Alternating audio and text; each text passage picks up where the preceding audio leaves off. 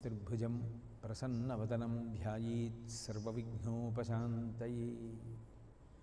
गुरुर्ब्रह्मा गुरुर्विष्णुः गुरुर्देवो महेश्वरः गुरुः साक्षात् परं ब्रह्म तस्मै श्रीगुरवे नमः। व्यासाय विष्णुरूपाय व्यासरूपाय विष्णवे नमो वै ब्रह्मनिधये वासिष्ठाय नमो नमः। कूजन्तं राम रामीति मधुरं मधुराक्षरम् आरुह्य कविताशाखां वन्दे वाल्मीकिकोकिलं श्रुतिस्मृतिपुराणानाम् आलयं करुणालयं नमामि भगवत्पादशङ्करं लोकशङ्करम्। आनन्दकाननी ह्यस्मिन् जङ्गमस्तुलसीतरुः कवितामञ्जरीभाति रामभ्रमरभूषिता। वागर्धाविव सम्पृक्तौ वागर्धप्रतिपत्तये जगतः पितरौ वन्दे पार्वतीपरमेश्वरौ। सूक्तिं समग्रयतु न स्वयमेव लक्ष्मीः श्रीरङ्गराजमहिषी मधुरैकटाक्षैः। वैदग्ध्यवर्णगुणकुम्भनगौरवैर्यां कण्डूलकर्णकुहराः कवयोधयन्ति। हैमोर्ध्वपुण्ड्रमजहन्मकुटं सुनासं मन्दस्मितं मकरकुण्डलचारुगण्डं बिम्बाधरं बहुलदीर्घकृपाकटाक्षं श्रीवेङ्कटेशमुखमात्मनि सन्निधत्तां। विमलपटी कमलकुटी पुस्तकरुद्राक्षसस्तहस्तपुटी कामाक्षी पक्ष्मलाक्षी कलितविपञ्ची विभासि वैरिञ्ची।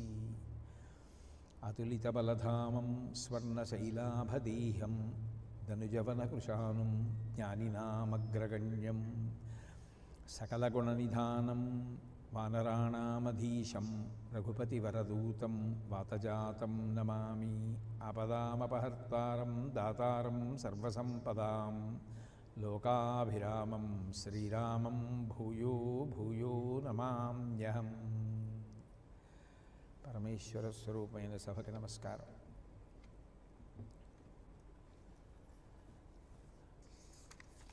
తర్వాత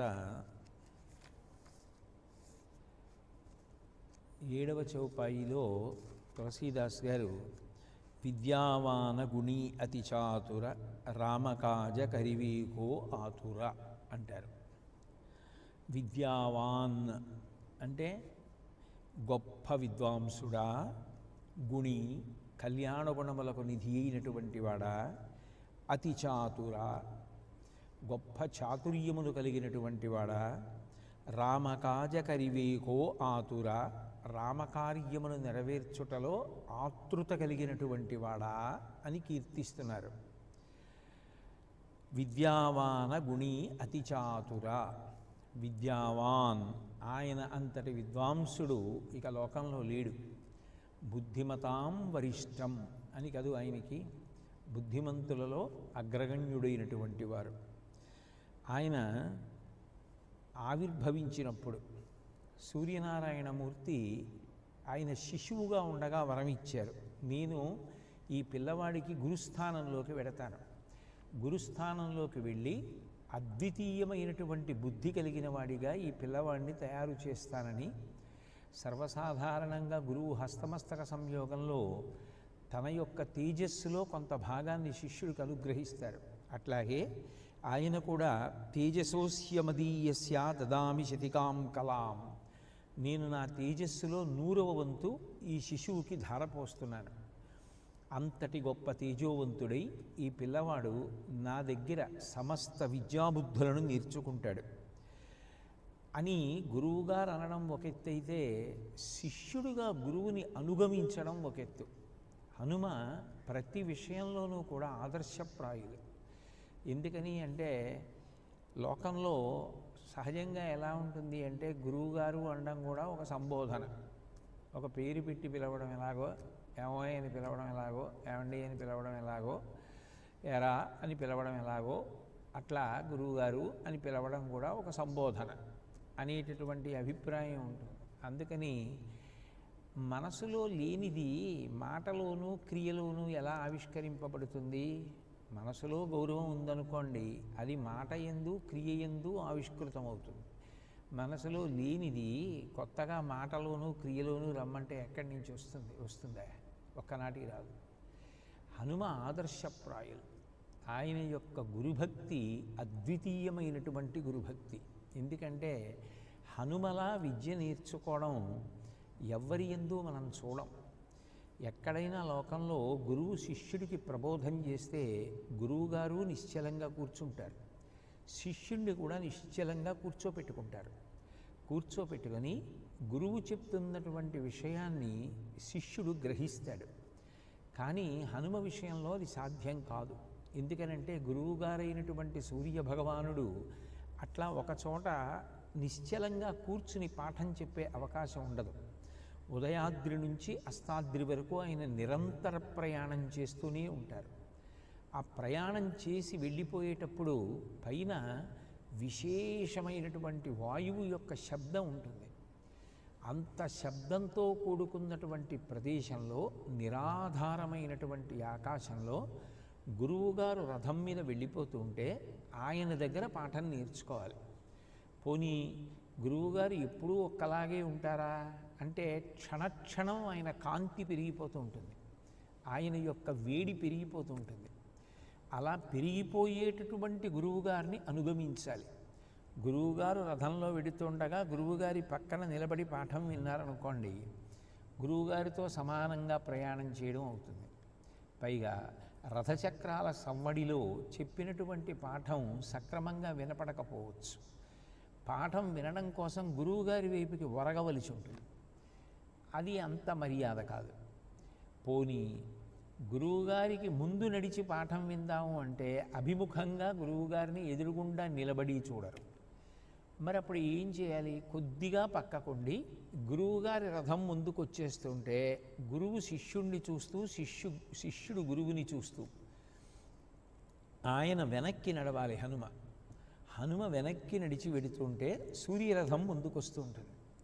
ఆ పాఠం వినడంలో ఏకాగ్ర దృష్టి పెట్టి గురువుగారు చెప్పినటువంటి విషయంలో ఎక్కడా ఏ విధమైనటువంటి దోషం లేకుండా, అంటే అందిపుచ్చుకోవడంలో ఒకటికి ఒకటి వినడం, ఒకటి చెప్తే ఒకటి చెయ్యడం, పొరపాటు పడడం ఇటువంటివి లేకుండా దృష్టి అంతా గురువుగారు చెప్తున్నటువంటి విషయం మీద మాత్రమే కేంద్రీకరించి గురువుగారి దగ్గర సావధానంగా పాఠం నేర్చుకుంటూ అంత నిరాధారమైనటువంటి ఆకాశంలో సూర్యరథానికి ముందు తాను వెనక వైపుకి నడుస్తూ పాఠం వినాలి.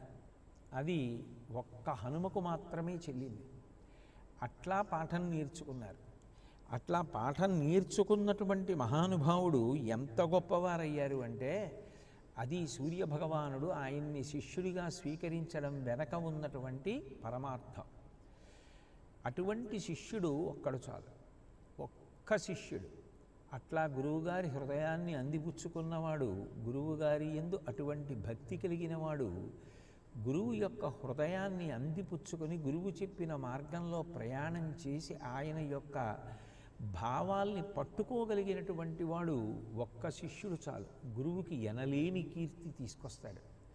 అందుకే ఆ సూర్యభగవానుడే హనుమ శిశువుగా ఉండగా శిష్యుడిగా స్వీకరిస్తున్నప్పుడు ఒక మాట అన్నారు, యదాచ శాస్త్రణ్యధ్యేతుం శక్తిరస్య భవిష్యతి తదాస్య శాస్త్రం దాస్యామి ఏన వాంగ్మీ భవిష్యతి నచాస్య భవితా కశ్చిత్ సదృశః శాస్త్రదర్శనే.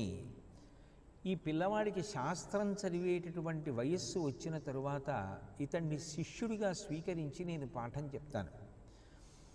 ఇతను ఎంత గొప్పగా నా దగ్గర శిష్యుడుగా తయారవుతాడు అంటే మాట్లాడడంలో ఈయన కన్నా నేర్పరి వేరొకడు ఉండడు. అంత గొప్పగా మాట్లాడతాడు. ఎంత గొప్ప కార్యాన్నైనా మాటల చేత సాధించగలడు. అంత గొప్ప నేర్పరి అవుతాడు. ఏనవాంగ్మీ భవిష్యతి. అట్లాగే శాస్త్రజ్ఞానంలో ఇతనితో పోలిక చెప్పడానికి ఇక ఎవరు ఉండరు, దగ్గరగా రావడానికి కూడా అవకాశం ఉండదు. అంత గొప్ప శాస్త్రజ్ఞానము కలిగినటువంటి వాడు అవుతాడు. ఇన్ని విషయముల యందు కూడా ప్రవీణుడు కావడానికి కారణం నా యందు అటువంటి భక్తితో శిష్యరికం చేస్తాడు. నేను కూడా అంత అనురక్తితో, అంత వాత్సల్యంతో ఇతనికి బోధ చేస్తాను అని తదాస్య శాస్త్రం దాస్యామి ఏన వాగ్మీ భవిష్యతి నచాస్య భవితా కశ్చిత్ సదృశ శాస్త్రదర్శనే. ఇతనితో సమానమైనటువంటి శాస్త్ర విద్వాంసుడు ఇంకా ఉండడు. అటువంటి విద్వాంసుడిగా తయారు చేస్తాను అని వరం ఇచ్చారు. నిజంగా అంత గురుభక్తితో నిరంతరం సూర్యనారాయణమూర్తిని అంత భక్తితో సేవిస్తూ అంత శ్రద్ధతో పాఠం నేర్చుకుని అంత గొప్పవారయ్యారు.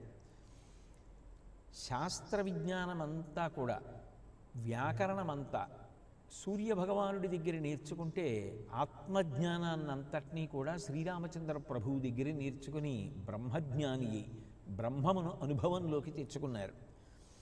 ఇక రాముడంతటి వాడు హనుమ మొట్టమొదటిసారి మాట్లాడినంత మాత్రం చేత నాన్ ఋగ్వేద వినీతస్య నా యజుర్వేదధారిణ నా సామవేద విదుష శక్యమేవ ప్రభాషితం. ఇలా మాట్లాడడం వేదములను చదువుకున్న వాడికి తప్ప అన్యులకు సాధ్యము కాదు అంటాడు. అట్లాగే నూనం వ్యాకరణం కృత్స్నం అనేన బహుధాశ్రితం బహు వ్యాహరతానేన నకించిత్ అపశబ్దితం. ఆ మాట్లాడుతున్నప్పుడు ఒక్క అపశబ్దం కూడా రాకుండా అంత గొప్పగా వాక్య నిర్మాణం చేసి తన మనసులో ఉన్నటువంటి భావాన్ని అవతల వారికి అందించగలుగుతున్నాడు అంటే ఈయన ఒక్కమారు కాదు, ఎన్నో మార్లు వ్యాకరణం విన్నవాడు. అన్ని మార్లు వ్యాకరణం విన్నవాడు కాబట్టి ఇంత గొప్పగా మాట్లాడుతున్నాడు అని రామచంద్రమూర్తి యొక్క కితాబు మొట్టమొదటి కలయికలోనే పొందినటువంటి వ్యక్తి హనుమ. అంటే ఆయన ఎంత విద్వాంసుడో మనకి అర్థమవుతుంది. అట్లాగే రామచంద్రమూర్తి హనుమ విషయంలో ఒక ఆశ్చర్యకరమైనటువంటి విషయాన్ని లక్ష్మణస్వామితో అంటారు. కస్య నారాధ్యతే చిత్తం ఉద్యతాసేరదేరపి అంటారు. యువతలవాణ్ణి చంపేస్తానని చెప్పి బ్రహ్మాండమైనటువంటి కోపంతో కత్తి ఎత్తి నరకడానికి సిద్ధంగా ఉన్నవాడు కూడా ఈయన మాటలు వింటే కత్తి పక్కన పారేస్తాడు, నరకడు. అంటే ఈయన మాటలు అంత సారవంతములై అవతల వారిని మెప్పించగలిగినవై, ఒప్పించగలిగినవై, అవతల వారికి తృప్తి కల్పించగలిగినటువంటివై ఉంటాయి. అంత గొప్ప వాగ్మి, ఆయనలా మాట్లాడగలిగినటువంటి వారు ఇక లోకంలో ఉండరు. అందుకే ఆయన అనుగ్రహం ఎవరికి కలుగుతుందో వారు కూడా అంత గొప్ప వాగ్వైభవాన్ని పొందుతారు. సాక్షాత్తు వాయుపుత్రుడు కదూ, వాయువే వాక్కునకు ప్రధానం. ఏదైనా మాట మాట్లాడాలి అంటే వాయువే ప్రధానం. తీసినటువంటి ఊపిరిని వాక్కుగా మార్చాలి. వాయుపుత్రుడైనటువంటి హనుమ కూడా అంతే, ఆయన కూడా శబ్దస్వరూపం. కాబట్టి విద్యావాన్. అందుకని తులసీదాస గారు స్వామి హనుమ గురించి ప్రస్తుతి చేస్తూ విద్యావాన్ మహావిద్వాంసుడా అని పిలుస్తున్నారు. గుణి, నీ యందు అనేక కళ్యాణ గుణములున్నాయి.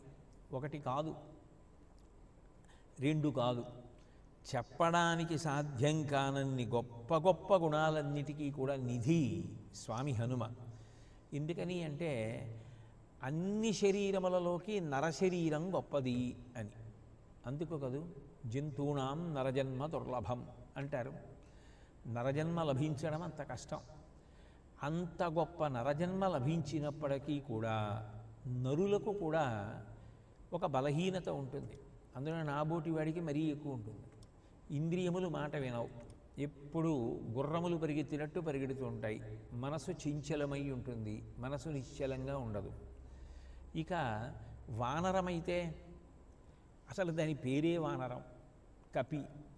కపి అంటే నిశ్చలత్వం లేకుండా ఎప్పుడూ చాంచల్యంతో ఉండేటటువంటి స్వభావం ఉన్నది. ఒక చోట స్థిరంగా ఉండదు, అట్లా తిరుగుతూ ఉంటుంది. అలా తిరగడం స్వభావంగా ఉండేటటువంటి కపి శరీరంలో ఉన్నటువంటి వారు. వానర శరీరంలో ఉండడం ఒకెత్తు, దానికి తోడు ఆ చాంచల్యానికి తోడు అంత గొప్ప వేగం ఉంది ఆయనకి. మనోజవం మారుతతుల్య వేగం. జవం అంటే వేగం. లోకంలో అన్నిటికన్నా గొప్ప వేగం దేంది అంటే మనసుది. ఎవరిని స్మరిస్తే వాళ్ళ దగ్గరికి వెళ్ళిపోతుంది, అంత తొందరగా వెళ్ళిపోతుంది. అది వెళ్ళిపోయినంత తొందరగా ఇక ఏది వెళ్ళదు. అది కానీ భద్రమైన క్షేమకరమైన స్థానాలకి వెళ్ళడం అలవాటు పడిందా, అదే ఉద్ధరణ. అందుకు కదా మనోహిహీతు సర్వేషాం ఇంద్రియాణం ప్రవర్తనే అంటారు. అట్లాగే మన ఏవ మనుష్యాణం కారణం బంధమోక్షయో. మనస్సే బంధమునకు కానీ మోక్షమునకు కానీ కారణమవుతుంది. ఎందుకంటే ఆ మనసు ఎక్కడ నిలబడుతోందన్న దాన్ని బట్టే బంధము కానీ మోక్షము కానీ ఉంది. అంత వేగం కలిగినది మనసు. మనోజవం, స్వామి హనుమ విషయంలో శరీరం కపి శరీరం కాబట్టి చాంచల్యం, దానికి తోడు మనోజవం, మామూలు వానరానికి ఉన్నటువంటి వేగం కాదు. మనసు ఎంత వేగంగా వెడుతుందో ఆయన అంత వేగంగా వెడతాడు అని ఊరుకున్నారా? రెండో ఉపమానం వేశారు, మారుతతుల్య వేగం. ఆయన వాయువు ఎంత వేగంగా వెడుతుందో అంత వేగంగా వెడతాడు. మనోజవం మారుతతుల్య వేగం. ఇంత వేగంగా వెళ్ళేటటువంటి వారు కూడా జితేంద్రియం బుద్ధిమతాం వరిష్టం. ఎంత ఆశ్చర్యం! నరశరీరంలో ఉండి మనసుకి వేగమే కానీ శరీరానికి అంత వేగం లేనటువంటి వారు ఇంద్రియములు కదిలిపోతున్నాయి, మనసు కదిలిపోతుంది. కదిలిపోతున్న ఇంద్రియాల వల్ల, కదిలిపోతున్న మనసు వల్ల అంత గొప్ప నరశరీరాన్ని పొంది కూడా పతనమైపోతున్నాడు. ఆయనది శరీరం కపి శరీరం, దానికి తోడు ఆయనకున్నటువంటి వేగం అసాధారణమైనటువంటి వేగం. మనోజవం మరుతతుల్య వేగం. ఇంత గొప్ప వేగం ఉండి కూడా జితేంద్రియం. అసలు పరమాద్భుతమైనటువంటి శమదమాదులు ఆ ఇంద్రియాల్ని మనసుని అంత గొప్పగా గెలిచారు. అసలు ఆ ఇంద్రియాలు పట్టు తప్పడం కానీ ఆయన మనసు పట్టు తప్పడం కానీ ఎప్పుడూ ఉండదు. కామస్పర్శ లేనటువంటి మనసు లోకంలో ఎక్కడైనా ఉంటే అది హనుమ ఒక్కరే. అంత గొప్ప వ్యక్తి కాబట్టి జితేంద్రియం బుద్ధిమతాం వరిష్టం. బుద్ధిమంతులలో అగ్రగణ్యులు, ఇక ఆయనతో పోల్చడానికి ఎవరూ లేరు. శ్రీరామదూతం శిరసానమామి. అటువంటి ఆయన మనోజవం మరుతతుల్య వేగం జితేంద్రియం బుద్ధిమతాం వరిష్టం వాతాత్మజం. ఆ పైన వాయుదేవుని యొక్క కుమారుడు కాబట్టి తండ్రి గారి పోలిక. వాయువుకి ఎంత చలనశక్తి ఉందో అంత చలనశక్తి ఉంది. ఒక చలనశక్తికే 3 ఉపమానాలు వేశారు. మనోజవం మారుతతుల్య వేగం వాయుసుతం వాతాత్మజం. ఇంత వేగం ఉన్నటువంటి ఆయన అసలు శరీరం అంత వేగంగా వెళ్ళిపోగలదనుకోండి, దానికి తోడు ఇంద్రియ చాంచల్యం మనోచాంచల్యం కూడా ఉన్నాయనుకోండి, ఆ వ్యక్తి చేసేటటువంటి పాపానికి అంతుంటుందా? ఆయన భోగాలు అనుభవించడానికి సుఖాలు అనుభవించడానికి ఎంత తిరుగుతూ ఉంటాడు. కానీ దానికి పూర్తి వ్యతిరేకం హనుమ. ఇంత వేగం ఉండి ఇటువంటి వానర శరీరంలో కపి శరీరంలో ఉండి వాయుపుత్రుడై ఉండి వాతాత్మజం వానరయూధ ముఖ్యం. పోని ఏదో బ్రహ్మవేత్తలందరితోటి కలిసి ఉంటారండి ఎప్పుడూనూ అంటారా? వానరయూధ ముఖ్యం, వానర సమూహాలకి నాయకుడుగా ఉంటారు. వానర సమూహాలు ఎప్పుడూ కదిలిపోతూ ఉంటాయి. వాటి లక్షణం వాటిదే. హనుమ నాయకుడైనా వాటి లక్షణం వాటిదే కదా. వానరయూధ ముఖ్యం శ్రీరామదూతం శిరసానమామి. మీరు ఎవరితో ఉంటారో వారి యొక్క ప్రభావం కూడా మీ మీద పడుతూ ఉంటుంది లోకంలో. అది కాదు వద్దు అంటే చెల్లేది కాదు.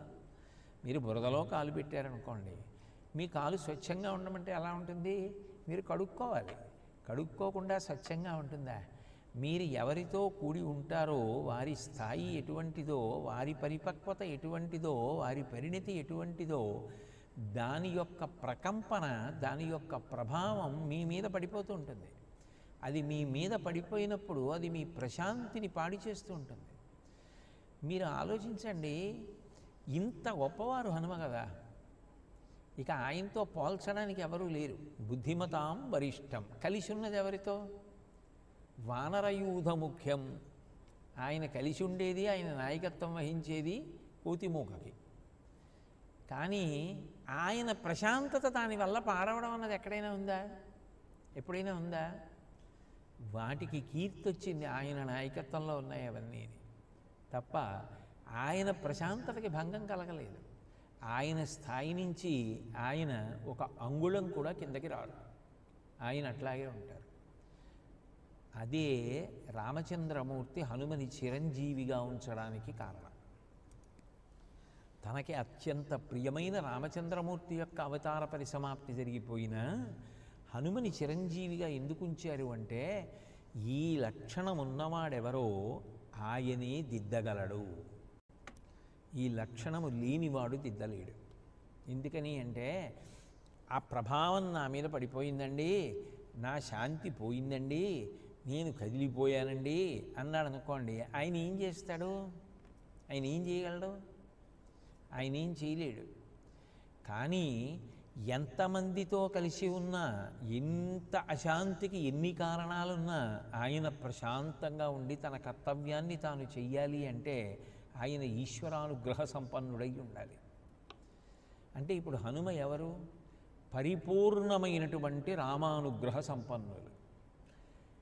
బయట వాతావరణం ఎలా ఉన్నా ఆయన లోపల ప్రశాంతంగా ఉంటారు. లోపల ప్రశాంతంగా ఉండడానికి కారణం ఏమిటి?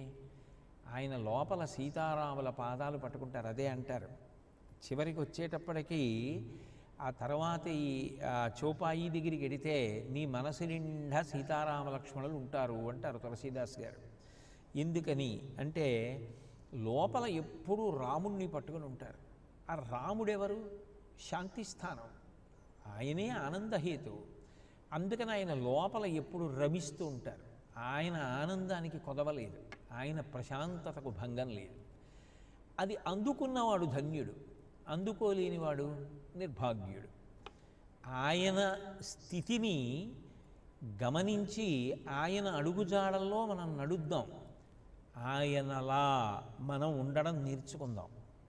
అంటే ఒక ఉదాహరణ ఒకటి ఉండాలా? ఇప్పుడు ఆయనలా మనం ఎందుకు ఉండలేం? ఆయన కన్నా మనమేం లేం కదా కష్టంలో. మరి ఆయనే అలా నిభాయించుకు నిలబడగలిగినప్పుడు మనకి ఏమిటి వచ్చింది ఇబ్బంది అని అనడానికి ఒక ఉదాహరణ ఉండాలా సమాజంలో? అందులో కలియుగంలో నిరంతరం మనసు కదిలిపోవడానికి అవకాశం, ఇంద్రియములు కదిలిపోవడానికి అవకాశం ఉన్న చోట అసలు అంత కదలకుండా నిభాయించుకోవడానికి శరీరానికి కూడా అంత వేగం ఉన్న వ్యక్తి అలా భక్తితో నిభాయించుకుని సంతోషంగా ఉండగలిగితే ఆయన పేరెత్తి ఆయన గురించి చెప్పుకుంటూ ఆయన గురించి వింటూ నేనెందుకు ఉండలేను? నేనెందుకు ఆ సాధన చేయలేను? అలా చేయలేనప్పుడు ఆయన గురించి చెప్పడానికి నాకు నైతికమైన అధికారం ఎక్కడుంది అని నన్ను నేను ప్రశ్నించుకున్నాను అనుకోండి, నాకు కూడా నిభాయించుకోవడం వచ్చేస్తుంది. అప్పుడు లోకానికి ఒక ఆదర్శం ఉండాలా వద్దా పోల్చుకోవడానికి? ఆ ఆదర్శం మిగల్చకుండా రామచంద్రమూర్తి తనతో తీసుకెళ్ళిపోయారనుకోండి, మీరు ఈ కలియుగంలో ఎవరితో పోల్చుకుంటారు? గురుభక్తి, గురువు దగ్గర నేర్చుకోవడం అంటే ఎన్ని కష్టాలు అనుభవిస్తూ నేర్చుకోవాలో అన్ని కష్టాలు అనుభవిస్తూ నేర్చుకున్నవారు హనుమ. నీకేం కష్టం? ఏం కష్టపడిపోయావని నువ్వు పైకి రాలేకపోయావు? నువ్వెందుకు ఎత్తి ఎదగలేకపోయావు? నీ వైఫల్యానికి కారణం ఏమిటి? హనుమ మనసు నిలబెట్టగలిగారు ఆకాశంలో వెనక్కి నడుస్తూ. నువ్వెందుకు మనసు నిలబెట్టలేకపోతున్నావు నీ చదువు మీద? అప్పుడు అది నీకు వ్యక్తిగతంగా నీ ఎందు దోషం, నీ క్రమశిక్షణ రాహిత్యం తప్ప వేరొక కారణం చెప్పినా అంగీకారయోగ్యం కాదు. నీకొక ఆదర్శంగా తీసుకోవాలి అంటే అప్పుడు హనుమని ఆదర్శంగా తీసుకుంటే నేనెందుకు చేయలేను?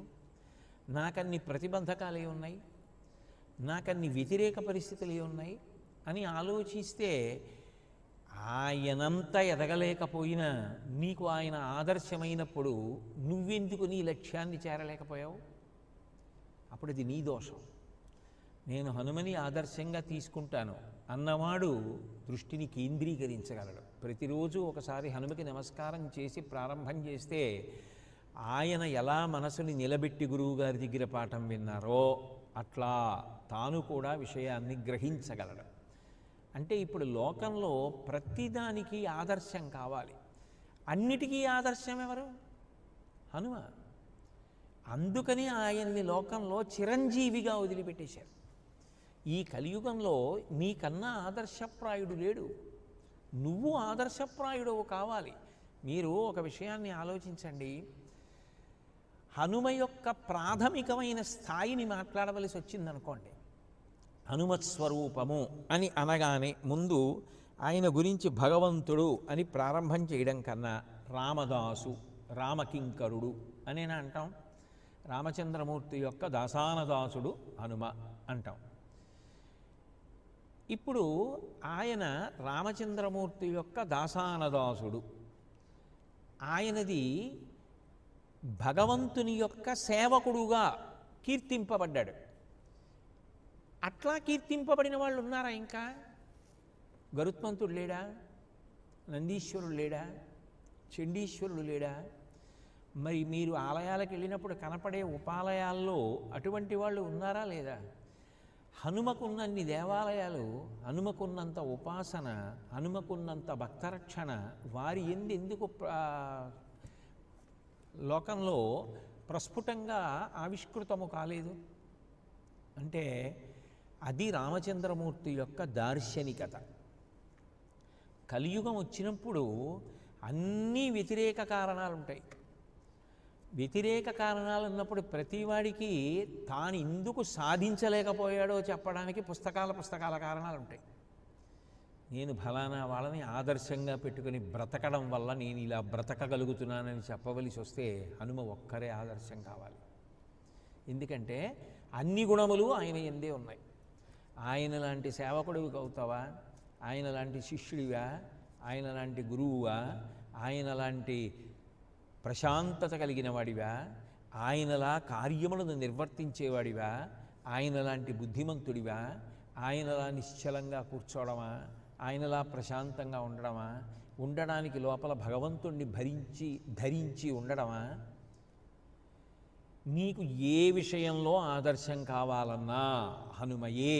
ఇప్పుడు గుణి అని తులసీదాస్ గారు ఎందుకు కీర్తిస్తున్నారో అర్థమవుతోంది కదా. అప్పుడు హనుమని ఆదర్శంగా తీసుకుంటే కలియుగంలో మీరు దేన్నైనా దాటవచ్చు. మీ మనసు యొక్క చాంచల్యాన్ని, ఇంద్రియముల యొక్క చాంచల్యాన్ని అరికట్టడానికి తేలిక మార్గం ఏమిటంటే హనుమని గట్టిగా పట్టుకుంటే మీరు ఎటువైపుకి కదలకూడని వైపుకి కదులుతున్నారో ఆ కదలికలు ఆగిపోతాయి. ఎందుకనంటే అది ఆయనకున్న లక్షణం. మీరు ఇంకొకటి గమనిస్తే సర్వసాధారణంగా అంత ప్రశాంతత అనుభవించి లోపల ఎప్పుడూ భగవంతుణ్ణి పట్టుకోవాలి అనుకున్న వాళ్ళు ఏం చేస్తారు? అందరికీ దూరంగా జరిగిపోయి ఎక్కడో ఈ గుహలోనో, ఏ అరణ్యంలోనో, ఏ ఆశ్రమంలోనో, ఏ దేవాలయంలోనో, ఏ ఏకాంత ప్రదేశంలోనో కూర్చుని ఏకాంతంలో తనకు తాను రమిస్తారు. తనకు తాను భగవంతుని పాదములు పట్టుకుని ఉంటారు. ఎందుకంటే అయ్యి బాబోయ్, ఈ జనంలోకి వెడితే, ఈ సమాజంలోకి వెడితే, ఇక్కడ మీరు ఏదైనా కార్యక్రమాలు మొదలు పెడితే మీ ప్రశాంతత పోతుంది. అవతలవాడికి శాంతి, అవతలవాడికి అభ్యున్నతి మీరు కల్పించారో లేదో కానీ మీరు మాత్రం అశాంతి పొందుతారు. కాబట్టి మీరు ప్రశాంతంగా ఉండాలంటే ఏకాంతంగా ఉండండి అని చెప్తారు. హనుమ అట్లా ప్రశాంతంగా కూర్చున్నారా? లోపల అంత ప్రశాంతంగా ఉండే హనుమ ఎప్పుడూ ఎంత కార్యసాధకుడై తిరుగుతూ ఉంటారు. అది కూడా దక్షిణాన ఉన్నటువంటి లంకాపట్టణం దగ్గర నుంచి ఉత్తరాన ఉన్నటువంటి కైలాస పర్వతం వరకు వెళ్ళొచ్చేస్తుంటారు కార్యసాధన కోసం. ఎక్కడికి వెళ్ళొస్తే మాత్రం ఆయన శాంతి పోయింది? ఎంతమంది వానరులతో కలిసి ఉంటే మాత్రం ఆయన యొక్క ప్రశాంతత పోయింది? ఏమీ పోలేదు. ఎప్పుడూ ఆయన ప్రశాంతంగానే ఉంటారు. ఇప్పుడు కొన్నింటికి కొన్ని పట్టుకో. పంకజము అంటారు కదా, తామర పువ్వు బురదలో పుడుతుంది, ఉండడం బురదలోనే ఉంటుంది, బురదలోనే విడిగిపోతుంది. బురద తామర పువ్వుకు అంటుకుందా? ఎప్పుడూ అంటుకోదు. తామర పువ్వు ఉన్న చోట ఏముంటుందంటే బురదే ఉంటుంది. బురదలోనే తామర పువ్వు పుట్టాలి, బురదలో ఉండాలి, బురదలో పెరగాలి, బురదలో ముకుళించుకుపోవాలి. అయినా తామర పువ్వుకి ఈనాడు బురదంటలేదు. బురదలో పుట్టిన తామర పువ్వు నిండా తేనె, సౌందర్యము, కాంతి, లక్ష్మీ స్థానము. బురద తామర పువ్వుని ఏం చేసింది? ఏం చెయ్యలేదు. ఎందుకు చెయ్యలేదు అంటే దానికి జవాబుది తామర పువ్వు అంతే చెప్పాలంతే. అది దాని సహజ లక్షణం. బురద తామర పువ్వుని ఏం చెయ్యలేదు. అందులో ఏ జలగలు ఉండనివ్వండి, ఏ పురుగులు ఉండనివ్వండి, తామర పువ్వుకు వచ్చిన లోటు ఏమీ ఉండదు. తామర పువ్వు శాంతిని భంగం చేశామేమో అనుకోవడం ఒక పిచ్చి. దాని శాంతికి భంగం ఏర్పడదు. అది ఎప్పుడూ ప్రశాంతతే. లేకపోతే దాని కర్తవ్యం అది ఎలా చేస్తుంది, అది ఎలా సౌరభాన్ని వెదజల్లుతుంది, అది తుమ్మెదలకు తేనె ఎక్కడి నుంచి ఇస్తోంది, అంత అందంగా సూర్యుడిని చూసి మురిసిపోతూ ఎలా వికసిస్తోంది, సూర్యాస్తమయం అయిపోతే సూర్యుడిని చూడకుండా ఉండలేనిది ఎలా ముగిలిస్తోంది. కాబట్టి ఆయన ప్రశాంతత ఆయనదే. ఆయన ఎక్కడో ఏకాంతంగా ఉండి ప్రశాంతం పొందేవారు కాదు, అందరిలో తిరుగుతూ ప్రశాంతత పొందుతారు. అది హనుమ యొక్క గొప్పతనం. మిగిలిన వాళ్ళకి హనుమకి మీకు ప్రధానంగా ఈ తేడా కనపడుతుంది. శంకరాచార్యుల వారు ఎట్లాగైతే లోకంలో తిరుగుతూ ధర్మ ప్రబోధం చేస్తూ షణ్మత స్థాపనాచార్యుల వారై కూడా లోపల కేవలం శివం అని ఆయన నిశ్చలమైనటువంటి శివస్వరూపంగా లోపల ఉంటూ పైకి అమ్మవారిలా కదలికలు తిరుగుతూ ఉండేవారు.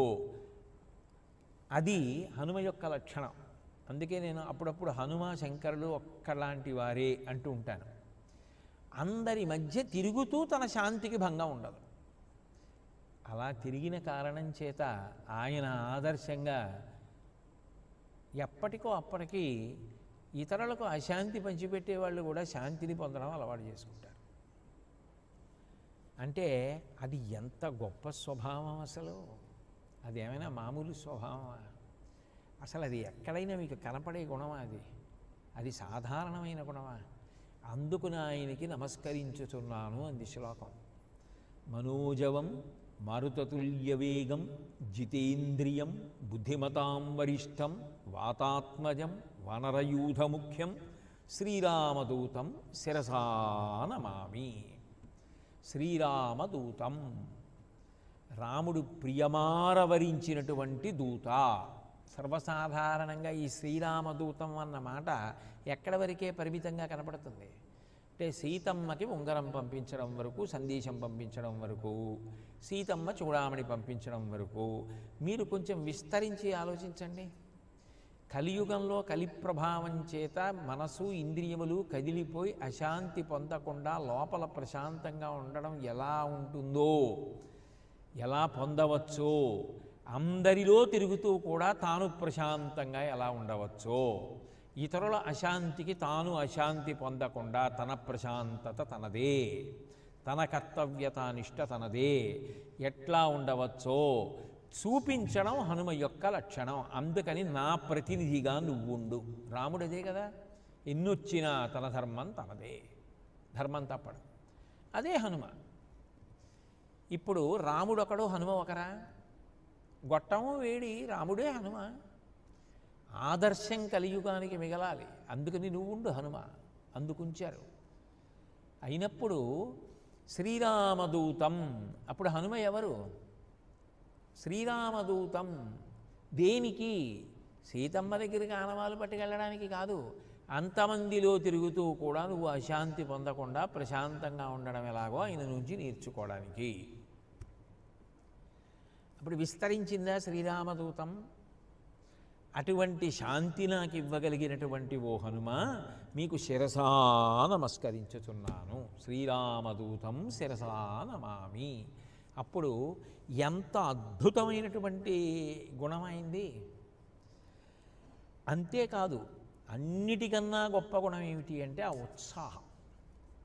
ఉత్సాహం పోవడం అన్నది దేనివల్ల కలుగుతుంది అంటే నిరాసక్తత, నిర్లిప్తత.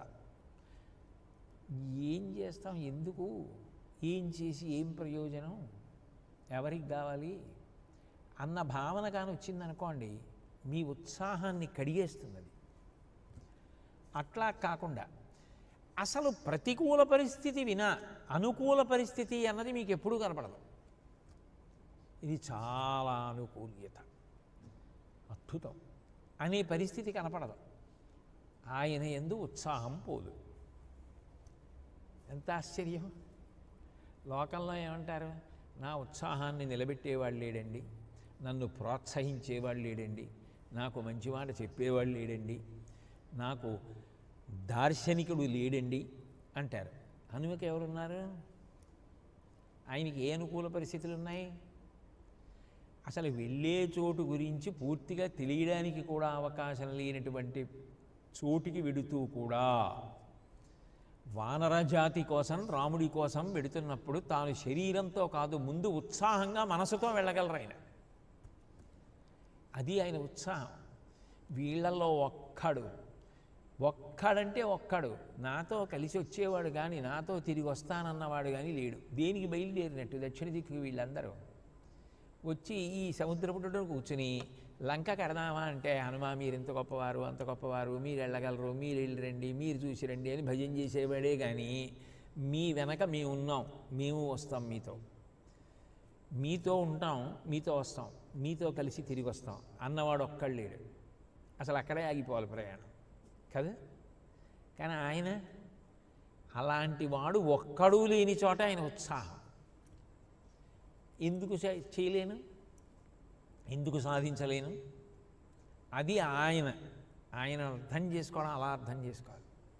అంతేగాని పాపం ఆయన అనడానికి ఉండదు హనుమ విషయంలో. పాపం ఆయనకి సానుభూతి అన్వయం కాదు. ఎందుకు అన్వయం కాదు అంటే ఆయన కార్యసాధకుడు, ఆయన కార్యాన్ని సాధిస్తారు, అది ఆయన ప్రజ్ఞ.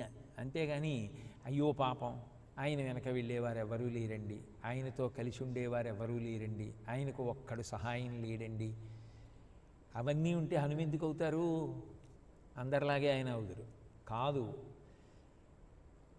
ఎవరుండాలో వాళ్ళు లేకపోయినా తనకి తానుగా ఉండి లోపల రాముడిని తీసుకుని వెళ్ళి కార్యాన్ని సాధించగలరు. ఆయనకి లోపల రాముడు ఉన్నాడని నమ్మకం, కాబట్టి ఆయన కార్యాన్ని సాధించగలరు. అది ఆయన ఉత్సాహం. కాబట్టి దానికి నిరుత్సాహ స్పర్శ లేదు అసలు. అది తగిలినా వెంటనే పోతుంది. అది లీలామాత్రంగా ఎక్కడో ఒక్కొక్కసారి తగిలిందనుకోండి, అది వెంటనే పోతుంది అంతే.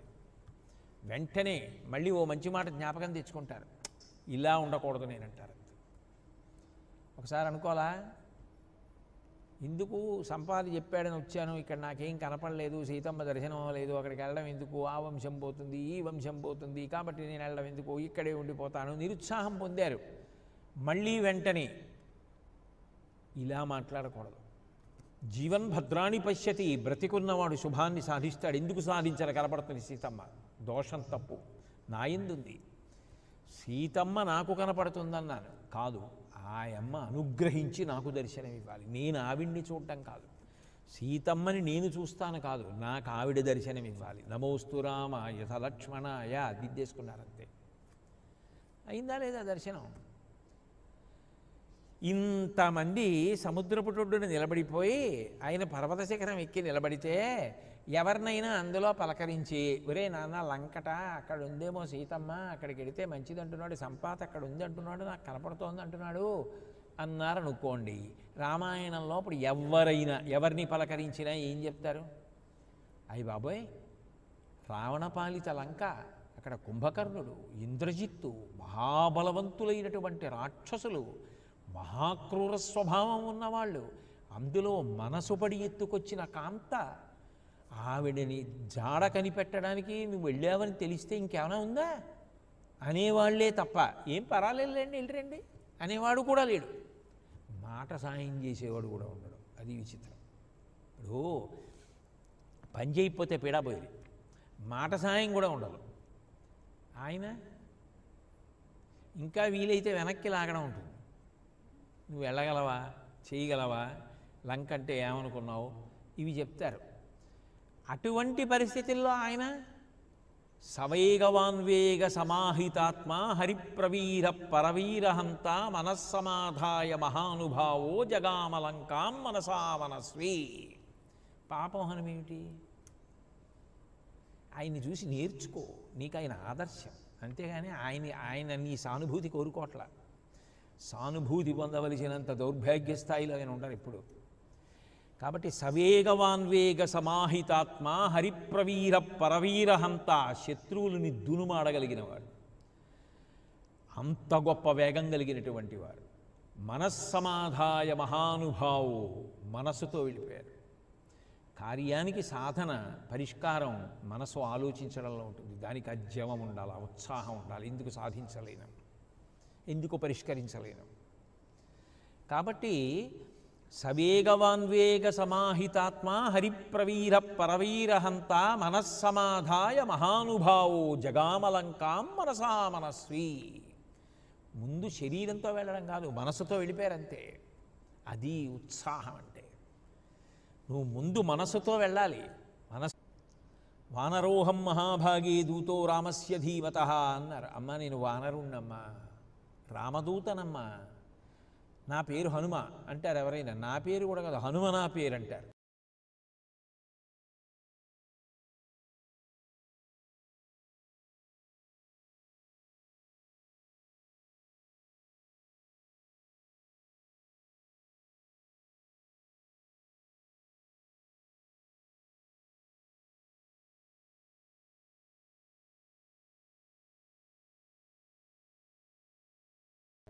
ముందు తన పేరు చెప్పుకుంటారు అతిశయంతో. ఆయన వానరోహం మహాభాగే దూతో రామస్య ధీమత రామనామాంకితం చేదం పశ్య దేవ్యంగుళీయకం ప్రత్యయార్థం తవానీతం తేన దత్తం మహాత్మన.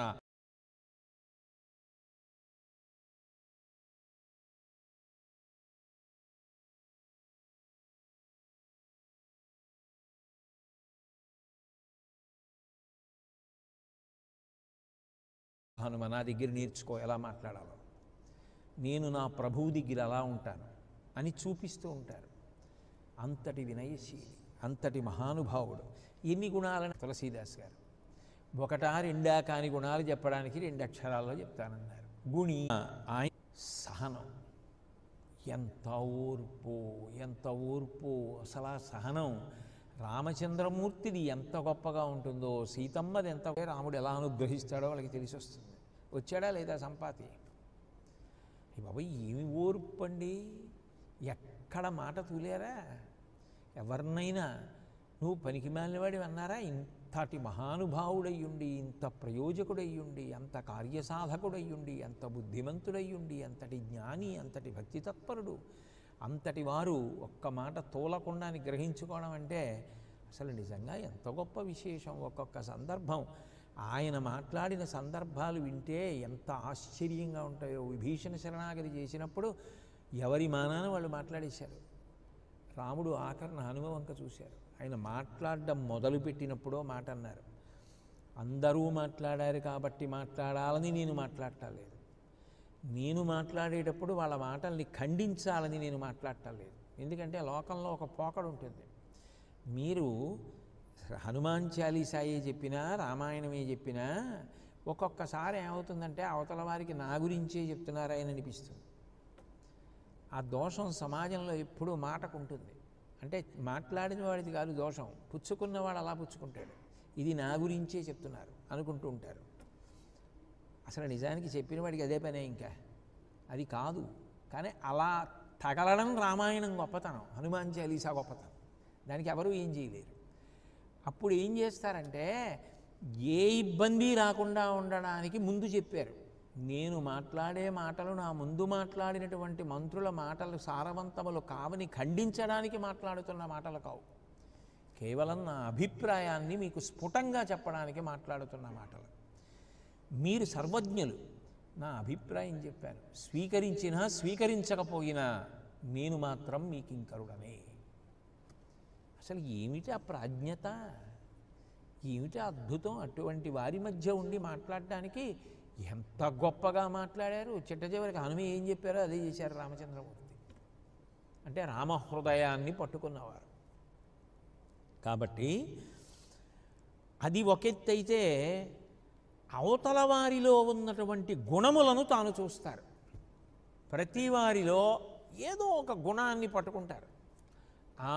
వీళ్ళల్లో ఈ లక్షణం ఉంది, వీళ్ళకి నిజంగా దీన్ని పట్టుకుని వీళ్ళు అల్లుకుపోయి పైకి రావాలి అని ప్రతి వాళ్ళ గురించి మంచిగా ఆలోచిస్తూ ఉంటారు తప్ప అసలు ముందు పేరెత్తగానే చెడు ఆలోచించడం అనేటటువంటిది ఆయన స్వభావంలో ఉండదు. అది ఎంత గొప్ప విషయం అండి. అసలు ఆయన గురించి అలా ఆలోచించాలి, కానీ ఆయన గురించి అలా ఆలోచించరు. ఆయన మాత్రం ఎవరి గురించి అయినా సరే అంత గొప్పగా ఆలోచిస్తారు. ఆయన రావణాసురుడు కలుసుకున్నారంటే ఇంద్రజిత్ బ్రహ్మాస్త్ర ప్రయోగం చేసిన తర్వాత తీసుకెళ్ళారు కదా, తీసుకెళ్ళిన తర్వాత రావణాసురుణ్ణి హనుమ చూశారు. 10 తలకాయలతో కూర్చుని ఉన్నాడు సింహాసనం మీద.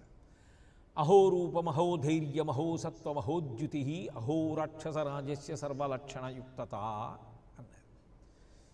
ఏమి తేజస్సు, ఏమి ప్రకాశం, రోమకూపాల్లోంచి పైకి కొడుతోంది. పరదారాగ్రహణం, తన యందు అనురక్త కాని మహాపతివ్రతని అపహరించిన దోషం వీడి ఎందు లేకపోతే వీడు 3 లోకములను శాసించగలిగిన వాడు కదా అన్నారు. ఎవరు? ఇంత గొప్ప హనుమ రావణుణ్ణి చూసి. రావణుడు ఎవరి మాట వాళ్ళ సంస్కారాన్ని బయటపెడుతుంది. రావణుడు హనుమని చూసి అన్నారు, శంకాహృతాత్మా దధ్యౌసా కపీంద్రం తేజసావృతం కిమేష భగవాన్ నంది భవే సాక్షాద్ధ్యాగత ఏన శప్తోస్మి కైలాసే మయా సంచలితే పురా. ఒకానొకప్పుడు కైలాస పర్వతాన్ని కదిపినప్పుడు నందీశ్వరుణ్ణి చూసి నువ్వు వానర ముఖంతో ఉన్నావన్నాను. ఎంత మాట పడితే అంత మాట మాట్లాడితే ఏమవుతుంది? ఆ వానర ముఖాలే నీ కొంప ముంచేస్తాయన్నారు నందీశ్వరుడు. నందీశ్వరుడు వచ్చాడా ఏమి ఇంత తేజస్సుతో ఉన్నాడు అని భయపడ్డాడు రావణాసురుడు. అభినందించారు హనుమ. ఎంత తేడా! అది ఆయన గుణం. అంతటి మహానుభావుడు ఆయన. పౌరుషం, పరాక్రమం, ఇక అవన్నీ చెప్పడానికి ఎవరికి మాత్రం సరిపోతుంది? ఇక దాని గురించి చెప్పవలసి వస్తే ఇక అంతే ఎక్కడుంది అసలు? ఎక్కడ పూర్తి చేస్తారు? అదొక మహాసముద్రం. కాబట్టి అంత గొప్పవారు. విద్యావాన గుణి అతి చాతుర. కేవలము చాతుర్యం ఉన్నవారు కాదుట, అతి చాతుర, చాలా గొప్ప చాతుర్యము కలిగినటువంటి వారట. ఎంత చాతుర్యంతో మాట్లాడతారంటే, ఒకప్పుడు ఆయన ఆ 100 యోజనముల సముద్రాన్ని దాటి సీతమ్మ తల్లి జాడ కనిపెట్టడానికి వెళ్ళిపోతుంటే ఆ దేవతలు, గంధర్వులు, సిద్ధులు, మహర్షులు అందరూ కూడా నాగమాత సరస దగ్గరికి వెళ్ళారు. వెళ్ళి అయం వాతాత్మజ శ్రీమాన్ ప్లవతే సాగరోపరి, అమ్మా అదిగో సముద్రం మీద హనుమ వెళ్ళిపోతున్నారు. హనుమాన్నామతస్యత్వం ముహూర్తం విఘ్నమాచర. ఒక్కసారి ఓ విఘ్నాన్ని చెయ్యమ్మా ఆయనకి. భయంకర రూపంతో కనపడు. ఎందుకు అలా కనపడ్డాం అంటే, అలా నువ్వు కనపడి విఘ్నాన్ని కల్పిస్తే ఎంతవరకు తట్టుకుంటారో అసలు చూద్దాం. ఆయన బుద్ధి వైభవం ఎంతుందో చూద్దాం. ఒక్కసారి అలా కనపడు అన్నారు. ఆవిడ వెంటనే పెద్ద భయంకరమైనటువంటి రూపాన్ని పొంది ఆకాశంలో అడ్డంగా వచ్చి అహం త్వాం భక్షయిష్యామి ప్రవిషేదమమాననం అంది. నేను నిన్ను తినాలనుకుంటున్నాను, నా నోట్లోకి రా అంది. తినాలనుకున్నది తినేయాలి, అంతేగాని అవతల వాళ్ళని నోట్లోకి రా అంటే ఏమిటి? పరీక్ష. ఆయన అన్నారు ప్రహృష్టవదన శ్రీమాన్ ఇదం వచనమబ్రవీత్. ఆయన ఏం బెగబెట్టుకోలేదు. అది ప్రతిబంధకం వచ్చినప్పుడు కుంగిపోని వాడే సమర్థుడు. అన్నీ నీకు అనుకూలంగా జరిగిపోతున్నప్పుడు భుజాలు ఎగరేయడానికి నీ గొప్పే ఉంది. ప్రతిబంధకం వచ్చినప్పుడు తట్టుకు నిలబడి పరిష్కరించగలవా? అక్కడుంది ప్రజ్ఞ. ప్రహృష్టవదన శ్రీమాన్ ఇదం వచనమబ్రవీత్. పరమ సంతోషకరమైనటువంటి ముఖంతో జవాబు చెప్పారు. రామో దాశరథిర్నామ ప్రవిష్టో దండకాననం లక్ష్మణేన సహభ్రాత వైదేహ్యా చాపభార్యయా అథవా మైథిలీం దృష్ట్వా రామంచాకృష్టకారిణం ఆగమిష్యామితే వక్త్రం సత్యం ప్రతిశృణోమితే. ఎక్కడ రామకథ ఎంత చెప్పాలో అంతే చెప్తారు. అమ్మా దాశరథి రామచంద్రమూర్తి యొక్క భార్య సీతమ్మ అపహరింపబడింది. ఆవిడ జాడ కనిపెట్టడానికి ఎడుతున్నాను. జాడ కనిపెట్టి నీ నోట్లోకి వస్తాను, నాకు అవకాశం ఇయ్యమ్మా అన్నారు. ఆవిడంది కుదరదు, ఇది నాకు దేవతలు ఇచ్చిన వరం, నన్ను దాటి వెళ్ళిపోలేవు, నా నోట్లోకి రావలసిందే అంది. ఆయనేం బెగపెట్టుకోలేదు. ముందు పెద్ద శరీరం పెంచారు, ఆవిడ నోరు పెంచింది. సుసింక్షిప్యాత్మన కాయం బభువ అంగుష్టమాత్రక. బొటన వేలంత అయిపోయారు. చటుక్కున ఆవిడ నోట్లోకి వెళ్ళారు. ఆవిడ పెంచుతున్నాడని పెంచుకుంటూ పోయింది. పెంచుకుంటూ పోయిన నోట్లోకి టక్కున ఆయన బొటన వేలంత వారైపోయి లోపలికి వెళ్ళి బయటకు వచ్చేసారు. నువ్వేమన్నావమ్మా? నువ్వు నాతో అన్నది ఏమిటి? నా నోట్లోకి రమ్మని అడిగావు. అహం త్వాం భక్షయిష్యామి ప్రవిషేదమమాననం. నా నోట్లోకి ప్రవేశించన్నావు. నీ నోట్లోకి వెళ్ళాను, బయటకు వచ్చాను, అయిపోయిందిగా. నువ్వు నన్ను మింగలేదుగా. నువ్వు అడిగింది చేసేసాను, నేను వచ్చాను, బయటకు వచ్చాను. కాబట్టి అమ్మా వెళ్ళిరానా? ఏమి చాతుర్యం అసలు! చాతుర్యం ఎప్పుడు ఉంటుంది? తాను కుంగిపోకపోతే ఉంటుంది. ప్రతిబంధకం వచ్చినప్పుడు కుంగిపోయారా? అదే ఉత్సాహంతో ఉన్నారు కాబట్టే అంత చతురతతో మాట్లాడగలిగారు. అని ప్రవిష్టోస్మిహితే వక్త్రం దాక్షాయణి నమోస్తుతే గమిష్యేత్ర వైదేహి సత్యం దాసీద్వరస్తవ. అమ్మా నీకు నమస్కారం, నన్ను వెళ్ళి రమ్మంటావా అని అడిగారు. ఏమి బుద్ధి కుశలతయా, ఏమి చాతుర్యమయ్యా నీది హనుమ. అర్ధసిద్ధ్యై హరిశ్రేష్ఠ గచ్చ సౌమ్య యథాసుఖం సమానైశ్వ వైదేహీం రాఘవేణ మహాత్మన. సీతారాముల్ని కలిపిన వారు హనుమయే అన్న కీర్తిని సంపాదించుకో, వెళ్ళిరా, కార్యము సాఫల్యమవుతుందన్నారు. ఎంత చాతుర్యం ప్రదర్శించారు. అతి చాతుర, చతురతతో సాధిస్తూ ఉంటారు కార్యక్రమాన్ని. అలాగే ఒకప్పుడు లంకిని, లంక అంటాం కదా సంస్కృతంలో. అసలు ముందు లంకాపట్టణం దగ్గరికి వెళ్ళగానే పిల్లంత రూపంతో నిలబడగానే ఎదురుగుండా వికృతమైన ఆకారంతో ఆ లంకిని కనపడింది. మాట కదు మర్యాద తీసుకొస్తుంది మనిషికి. కస్త్వం కేనచకార్యేణ ఇహప్రాప్తో వనాలయ. ఏమిటి ఆ మాట? అలా మాట్లాడచ్చా? అందున ఎక్కడ మాట్లాడుతున్నాం, ఎప్పుడు మాట్లాడుతున్నాం, ఎవరితో మాట్లాడుతున్నాం చూసుకోవద్దు. కస్త్వం కేనచకార్యేణ ఇహప్రాప్తో వనాలయ. పొగరు తప్ప ఏమిటి ఆ మాట? వనాలయ, అడవుల్లో తిరిగేవాడా, ఇక్కడ నీకేం పని అంది. ఎవరండి మీరు అంటే అయిపోలా, దానికి ఎందుకంత కాఠిన్యం? కస్త్వం కేనచకార్యేణ ఇహప్రాప్తో వనాలయ, అరణ్యాల్లో తిరిగేవాడా, నీకు ఇక్కడేం పని అంది. ఆయన తక్కువ తిన్నారా? కాత్వం విరూపనైనా పురద్వారేవ తిష్టసి అన్నారు. వికృతమైన కళ్ళున్నదానా, నువ్వేమిటి నాకు లంక మొదట్లోనే కనబడ్డావు అన్నారు. తమలపాకతో ఇందమ్మా అంటే తలుపు చెక్కతో అందమ్మా. మనం మర్యాదగా మాట్లాడితే అవతల వారి మనసులో మంచి స్థానం సంపాదించుకుంటాం. మన మాట మంచిది కానప్పుడు దూరంగా జరుగుతాం కదా. సరిగా మాట్లాడినప్పుడు లంక. హనుమ కూడా అలాగే మాట్లాడి మాట యందు దోషం ఎంత తీవ్రంగా ఉంటుందో చూపించారు. కాబట్టి కాత్వం విరూపనయనా పురద్వారేవ తిష్టసి కిమర్థం చాపిమాం మృద్ధ్వా నిర్భత్సయసి దారుణ. ఇంత దారుణంగా మాట్లాడుతున్నావు, ఇంత దారుణంగా ఉన్నావు, వికృతమైన కళ్ళు నువ్వును, ఎవరు నువ్వెవరే అన్నారు. అయిపోయిందా అక్కడతో గౌరవం? కాబట్టి అతి చాతుర, మహాచాతుర్యం. అవతలవారి తప్పు అవతలవారే తెలుసుకునేటట్టుగా చాతుర్యం ప్రదర్శించడం. అంతటి చతురత కలిగిన వారు. ఆలోచన అంత గొప్పగా ఉంటుంది, ఆయన మాట్లాడడం అంత గొప్పగా ఉంటుంది. సీతామాత దర్శనం అయిపోయింది. ఒకసారి రావణాసురుణ్ణి కలుసుకోవాలి. సుగ్రీవుడు పంపించాడు కదూ, మరి 4 మంచి మాటలు చెప్పాలి. దానికి ఆయన ఏం చెప్పారంటే, రావణాసురుణ్ణి కలవడం, రావణాసురుడి దగ్గరికి వెళ్ళడం. ఎవరైనా అయితే ఏం చేస్తారు, మరి ఏదో గుట్టుచప్పుడు కాకుండా సీతమ్మ దగ్గరికి వచ్చేసాను, మాట్లాడేశాను, అయిపోయింది, ఇంకా ఏదో చట్టుకుని ఇక్కడి నుంచి జారుకుంటే అయిపోతుంది, వాడి కళ్ళల్లో పడకుండా అనాలి.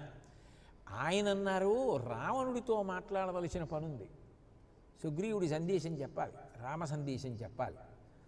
అల్పశేషమిదం కార్యం దృష్టేయ వసితేక్షణ. సీతమ్మ దర్శనం గొప్ప, వాడితో మాట్లాడడం మీద గొప్పే ఉంది, ఓ చిన్న కార్యం మిగిలిపోయింది అన్నారు. ఎంత చాతుర్యం అంటే, ఉద్ధరేణాత్మనాత్మానం. నిన్ను నువ్వే ఎప్పటికప్పుడు అటు ఇటు తూలిపోకుండా నిలబెట్టుకుంటూ ఉండాలి. నీ కోపం వచ్చినప్పుడు నువ్వే నిగ్రహించుకోవాలి. దానికి మనసుని ఉత్సాహంతో ఊరడింపుతో అలా నిలబెట్టుకుంటూ ఉండాలి. అల్పశేషమిదం కార్యం దృష్టీయమసితే క్షణ త్రీణుపాయానతిక్రమ్య చతుర్దైహ దృశ్యతే అన్నారు. వీళ్ళు రాక్షసులు, వీళ్ళ దగ్గర సామం ఎలా పనికొస్తుంది? వీళ్ళ దగ్గర శాంతి వాక్యాలు స్నేహవాక్యాలు పనికొస్తాయా? పనికిరావు. దానం, అందరి దగ్గర ఉన్న విలువైనవి ఎత్తుకొచ్చి లంకలో పెట్టాడు వీడు. ఇక వీడికి బహుమానాలు ఏమి ఇస్తాం? వీడికి అపూర్వమైనవి ఇస్తే పుచ్చుకునేవాడు కాదు, ఎత్తుకొచ్చే లక్షణం ఉన్నవాడు. ఇప్పటికే చాలా తెచ్చేసుకున్నాడు, ఇంకా నేనేం పట్టరాను, నేనేమి ఇవ్వను. కాబట్టి ఇవ్వలేము వీడికి. దానం పనికిరాదు. భేదం, ఇప్పుడు వచ్చింది రావణాసురుణ్ణి చూడాలి, మాట్లాడాలి. దానికి ఇప్పుడు వీళ్లతోటి భేదబుద్ధి పెట్టుకుని వీళ్లతో పెద్ద యుద్ధాలు చేసి అవి చేస్తే కార్యం పాడవుతుంది. కాబట్టి అది చేయకూడదు. రావణుణ్ణి చూడాలంటే దండోపాయం, వాడికి ఇష్టమైంది ఏమిటి? ప్రమదావనం, రాచస్త్రీలు తిరిగేటటువంటి ఈ ఉద్యానవనం, దీన్ని భంజించేస్తే సరి, వాడే తీసుకెళ్తాడు వాడి దగ్గరికి. ఎవర్రా ఇలా తీసుకురండి అంటాడు. అయిపోయిందిగా. అల్పశేషమిదం కార్యం. ఏ తోట పెంచడం కష్టం కానీ విరగొట్టేయడం ఎంతసేపు. కాబట్టి విరిచేద్దాం, కొమ్మలు విరిచేద్దాం, శాఖాభంజనం చేసేద్దాం. మొదలంటే పీకేస్తే తప్పు, కొమ్మలు విరిచేస్తే మళ్ళీ చిగుళ్ళు వచ్చేస్తాయి, నీళ్లు పోసేస్తాయి. కాబట్టి అల్పశేషమిదం కార్యం దృష్టీయ వసితే క్షణ త్రీణుపాయ అనతిక్రమ్య చతుర్థ ఇహ దృశ్యతే. 4వ ఉపాయాన్ని ఆశ్రయించి నేను పెడతాను. ఎంత చాతుర్యమో నిజంగా మహానుభావుడు. అంతేకాదు ఆ రాయబార సమయంలో ఒక అద్భుతమైనటువంటి ప్రయోగం చేస్తారు. నువ్వెవరు, ఎక్కడి నుంచి వచ్చావు, ఎవరి రాయబారివి, వరుణుడి రాయబారివా, శివుడి రాయబారివా, విష్ణువు రాయబారివా, బోల్డ్ ప్రశ్నలు వేశాడు. మా ప్రభువుకి ఇష్టమైనటువంటి ఉద్యానవనాన్ని ఎందుకు పాడు చేశావు, ప్రహస్తుడితో అడిగించాడు. నేను మాట్లాడటం ఏమిటని డాంబికంగా. ఇన్ని మాట్లాడిన తర్వాత హనుమ మాట్లాడడం ప్రారంభించగానే రాక్షసేంద్ర హరీశస్వాం భ్రాతా కుశలమబ్రవీత్ భ్రాతుశ్రుడు సమాదేశం సుగ్రీవస్య మహాత్మనః అన్నాడు. ఓ రావణ, నీ సోదరుడు సుగ్రీవుడు నిన్ను కుశలమడగమన్నాడు. నీ సోదరుడు నీకు మంచి మాటలు చెప్పి రమ్మన్నాడు, అందుకు వచ్చానన్నాడు. సోదరుడేమిటి సుగ్రీవుడు? ఈయన రాక్షసుడు, ఆయన వానరుడు. ఎలా సోదరుడయ్యాడు అంటే అందులో చాతుర్యం ఏమిటా చతురత అంటే, నీ మాటలు నా దగ్గర చెల్లవు, నేను మళ్ళీ తిరిగి ఎలా కాల్చాలో నాకు తెలియని వాడిని కాను అని చెప్పడానికి ఎంత చాతుర్యంతో మాట్లాడారంటే, రాక్షసేంద్ర హరీశస్వాం భ్రాతా కుశలమబ్రవీత్, నీ సోదరుడు సుగ్రీవుడు నిన్ను కుశలం అడగమన్నాడు. ఎందుకు సోదరుడు అయ్యాడు అంటే, వాలికి సుగ్రీవుడికి సంధి ఉంది, మన ఇద్దరం సోదరుల్లో ఉందాం, నీకేది దొరికినా విలువైనది నువ్వు అనుభవించి నేను అనుభవిస్తాను, నాకేది దొరికినా నేను అనుభవించి నీకు ఇస్తాను. అది ధార్మికంగా తెచ్చామా అధార్మికంగా తెచ్చామా అనవసరం, నేను అనుభవిస్తే నీకు ఇస్తా, నువ్వు అనుభవించాక నాకి, అది వాళ్ళిద్దరికీ సంధి. అందుకని వారితో నువ్వు సంధి చేసుకున్నావు, మీ ఇద్దరు సోదరులు, మరిద్దరం అన్నదమ్ముల్లో ఉందాం అన్నారు. అప్పుడు వాలి సోదరుడు సుగ్రీవుడు నీకేమవుతాడు, సోదరుడు అవుతాడు. కాబట్టి నీ సోదరుడు సుగ్రీవుడు నిన్ను క్షేమవడగమన్నాడు, బాగానే ఉంది. కానీ రెండో మాటలో భ్రాతుశ్రుడు సమాదేశం సుగ్రీవస్య మహాత్మనః, మహాత్ముడైన సుగ్రీవుడి సందేశం విను. ఏమిటి దాని అర్థం? సుగ్రీవుడికి అలవాటు ఉంది, ముందు కబురు చేస్తాడు, మాట వినకపోతే రాముణ్ణి తీసుకొస్తాడు. అలాగే వాలి దగ్గరికి తీసుకెళ్ళాడు. ఏమయ్యాడు వాలి? ఒక్క బాణంతో పోయాడు. ఎవరా వాలి? నిన్ను సముద్రంలో కంఠం పట్టుకుని ఊపిరాడక కొట్టుకునే వరకు ముంచి తీసుకెళ్ళి కారాగారంలో పెట్టినవాడు. అటువంటి వాలిని ఒక్క బాణంతో కొట్టి చంపేశాడు రాముడు. ఆ రాముణ్ణి తీసుకొచ్చినవాడు సుగ్రీవుడు వాలిని చంపడానికి. కాబట్టి నీ సోదరుడు అలా వెళ్ళిపోయాడు, తర్వాత నువ్వు ఉన్నావు. ఇంకా ఇప్పుడు నీకు సందేశం వచ్చింది నా ద్వారా, వినలేదనుకో నీకు అంతే, మళ్ళీ రాముణ్ణే పట్టుకొస్తాడు. ఒక్కొక్క వ్యాధికి అవే మందులు ఉంటాయి. అట్లా ఆయన మళ్ళీ రాముణ్ణి తీసుకొస్తాడు. స్మా నీకన్నా బలవంతుడు వాలే వెళ్ళిపోయాడు, ఇంక నువ్వే ఉంటావు. వింటావా పోతావా అన్నది దాని అర్థం. కానీ వింటావా పోతావా అన్నారా? ఎంత అందంగా మాట్లాడారు. అది చాతుర్యం, అంత చతురతతో మాట్లాడతారు. అది ఆయనకి వెన్నతో పెట్టిన విద్య. అది హనుమయందు మీరు పరిశీలనం చేస్తే ఎన్ని ఘట్టాలలో ఎన్ని అద్భుతాలు కనపడతాయో ఇటువంటివి. మహాభారతాన్ని ఆంధ్రీకరించారు కదా, ఆంధ్రీకరించినప్పుడు ఆరణ్య పర్వంలో ఆ గంధమాదన పర్వతం మీదకి సౌగంధికా పుష్పాల కోసం అని చెప్పి వెడతాడు భీమసేనుడు. వెళ్ళినప్పుడు పెద్ద అరటి తోపు కనపడుతుంది, అరటి చెట్ల తోపు ఎక్కడ ఉంటే అక్కడ హనుమ ఉంటారు. కాబట్టి అక్కడికి వెళ్ళిన తర్వాత ఎందుకో శంఖం తీసి ఆయన పెద్దగా పూరించాడు, సంతోషం వచ్చి భీముడు. ఆ శంఖం యొక్క చప్పుడికి ప్రాణులన్నీ కూడా ఉలిక్కి పడ్డాయి, హడిలిపోయాయి. అలా ఊదాడు శంఖం. అక్కడే గుహలో పడుకుని విశ్రాంతి తీసుకుంటున్నారు. విశ్రాంతి అంటే ఏంటి? నిద్రపోవడం ఆయనకి ఎప్పుడూ అలవాట్లేదు, ధ్యాన స్థితి. అంత నిశ్చలంగా ధ్యానం చేస్తున్నారు. ఉలిక్కి పడ్డారు హనుమ. కోపం తెచ్చుకోలేదు. ఓ మా తమ్ముడు భీముడు యొక్క శంఖనాదం ఇది, ఆయన వచ్చాడనమాట ఇక్కడికి అనుకున్నారు. అనుకుని కొంచెం అతిశయం ఎక్కువ, నా అంతవాణ్ణి నేనని నిష్కారణంగా శంఖం పూరించాడు. బుద్ధి చెప్పాలనుకున్నారు. బుద్ధి చెప్పాలనుకుంటే ఏదో పిలుస్తూనే మొట్టమొదటే వచ్చినవాడు తమ్ముడు కలుసుకుంటున్నది, ఏమిట్రా ఈ పిచ్చి పనులు చెప్పి మొట్టికాయ కొట్టి మాట్లాడితే ఏం బాగుంటుంది. అందుకని చాతుర్యం ప్రదర్శించారు. కొన్ని చెట్లు తీసుకొచ్చి భీముడు వచ్చే లోపల అడ్డం పడేశారు. అడ్డం పడేసి ఓ మనిషి నడిచేంత త్రోవ మాత్రం మిగల్చారు. మిగల్చి అక్కడ అడ్డంగా పడుకుని తోక దానికి అడ్డంగా పెట్టారు. మహాభారతంలో అన్నారు, ఆయన తోక కదిపి ఇట్నుంచి అటు వేశారట దానికి అడ్డంగా. ఆ తోక కదిలిన చప్పుడికి క్రూర మృగాలు ప్రాణాలు వేసాయి. అలా ఉంటుంది ఆయన తేజస్సు. బ్రహ్మాండం బద్దలైపోయిన శబ్దం వస్తుంటే ఆయన తోక అట్నుంచి టేస్తే ఆయన తోకిటేసి పడుకున్నారు వృద్ధవానరంలాగా. భీముడు వచ్చాడు. సహజం కదా, అడ్డం తప్పుకో, నేను అటు వెళ్ళాలన్నారు. ఏమి ఇలా పడుకున్నావు, మహావానరానివి, ఏదో మా అన్నగారు హనుమంతుడి గురించి చెప్తుంటారు, సముద్ర తరణం చేశారట ఆయన, అలా ఉన్నా అంటే అదేమిటో నాకు తెలియదు ఆ కథ. నాలాంటి వానరమా మీ అన్నగారా, 100 యోజనములు దాటాడా, ఎందుకు దాటాడో చెప్తూ అన్నారు. అంటే భీముడు సంక్షిప్తంగా రామాయణం చెప్పాడు. అప్పుడు ఆయనకి ఎవరు చెప్పినా రామకథ అయితే చాలు ఆయనకి, అంత సంతోషం. ఏదో కారణానికి రామకథ చెప్పించుకుంటూ ఉంటారు. ఓసారి అవతలవాడికి వచ్చారా అలా కాదు, రామకథ చెప్పేస్తే చాలు, రామ రామ అంటే చాలు, రామ భజన చేసేస్తే చాలు, పొంగిపోతారు అంతే. అది ఆయన లక్షణం. ఏమి వినయమండి, ఏమి గొప్ప మనసు అండి నిజంగా. తనని పొగడక్కర్లేదు, రాముడిని పొగిడితే చాలు. రామాయణం చెప్పించారు. సరే అయింది కదా, అడ్డంలే అన్నాడు భీముడు. ఆయన అన్నారు, అతిజరారోగభరమున అలసి యొలసి యొదిగి సుఖ నిద్రమయ్యిటులున్నవా అని కడు మదంబున ఏమియు కరుణలేక ఏల బోధించితయ్యని వెరిగి ఎరిగి. బాగా వృద్ధుణ్ణి, ఆ పైన అనారోగ్యంతో ఉన్నాను, భారం, అలిసిపోయాను, ఏదో అలా నిద్రపోతూ ఇక్కడ పడుకుని ఉన్నాను. నేను లేవగలనా నువ్వు వెళ్ళడానికి? నా తోక అడ్డొచ్చిందనుకో, నువ్వు భీముణ్ణి అంటున్నావు కదా, కుంతీపుత్రుణ్ణి అంటున్నావు కదా, పాండురాజ కుమారుణ్ణి అంటున్నావు కదా, పాండవుల్లో ఒకడిని అంటున్నావు కదా, వాయుపుత్రుణ్ణి అంటున్నావు కదా, అంత బలశాలిని అంటున్నావు కదా, ఆ తోక తీసి పక్కన పెట్టి వెళ్ళిపోవయ్యా, అంత ఓపిక ఎక్కడుంది, పెద్దవాడిని తోక తీయగలిగితే ఇంకేం తీసి పక్కన పెట్టేయి అన్నారు. ఇంత భీముడు ఈ తోకని కుడి చేత్తో పట్టుకుని ఎత్తడం ఒకట అని ఎడం చేత్తో ఎత్తపోయాడు. హనుమ తోకది. ఆ తర్వాత కుడి చేత్తో ప్రయత్నించాడు, ఆ తర్వాత 2 చేతులతో ప్రయత్నించాడు, కానీ గ్రహించాడు ఈయన హనుమ. ప్రార్థన చేశాడు. తర్వాత ఆయన రూపాన్ని చూపిస్తే ఆశ్చర్యపోయాడు భీముడంతటి వాడు. కాబట్టి అది చాతుర్యం. అప్పుడు తెలుసుకుని ముందు భీముడు వందనం చేసి, మా అన్నగారు హనుమ మహానుభావ మీ దర్శనం అయిందన్నాడు. ప్రేమతో అలా లాలిస్తారు. అది చాతుర్యం. అంతేగాని పిడిక్కి బియ్యానికి ఒకటే మంత్రం ఉండదు. అంత అందంగా ఎప్పుడు ఎట్లా ప్రవర్తించాలో అట్లా ప్రవర్తించి కార్యాన్ని సాధిస్తూ ఉంటారు. అంత గొప్ప చతురత కలిగిన వారు.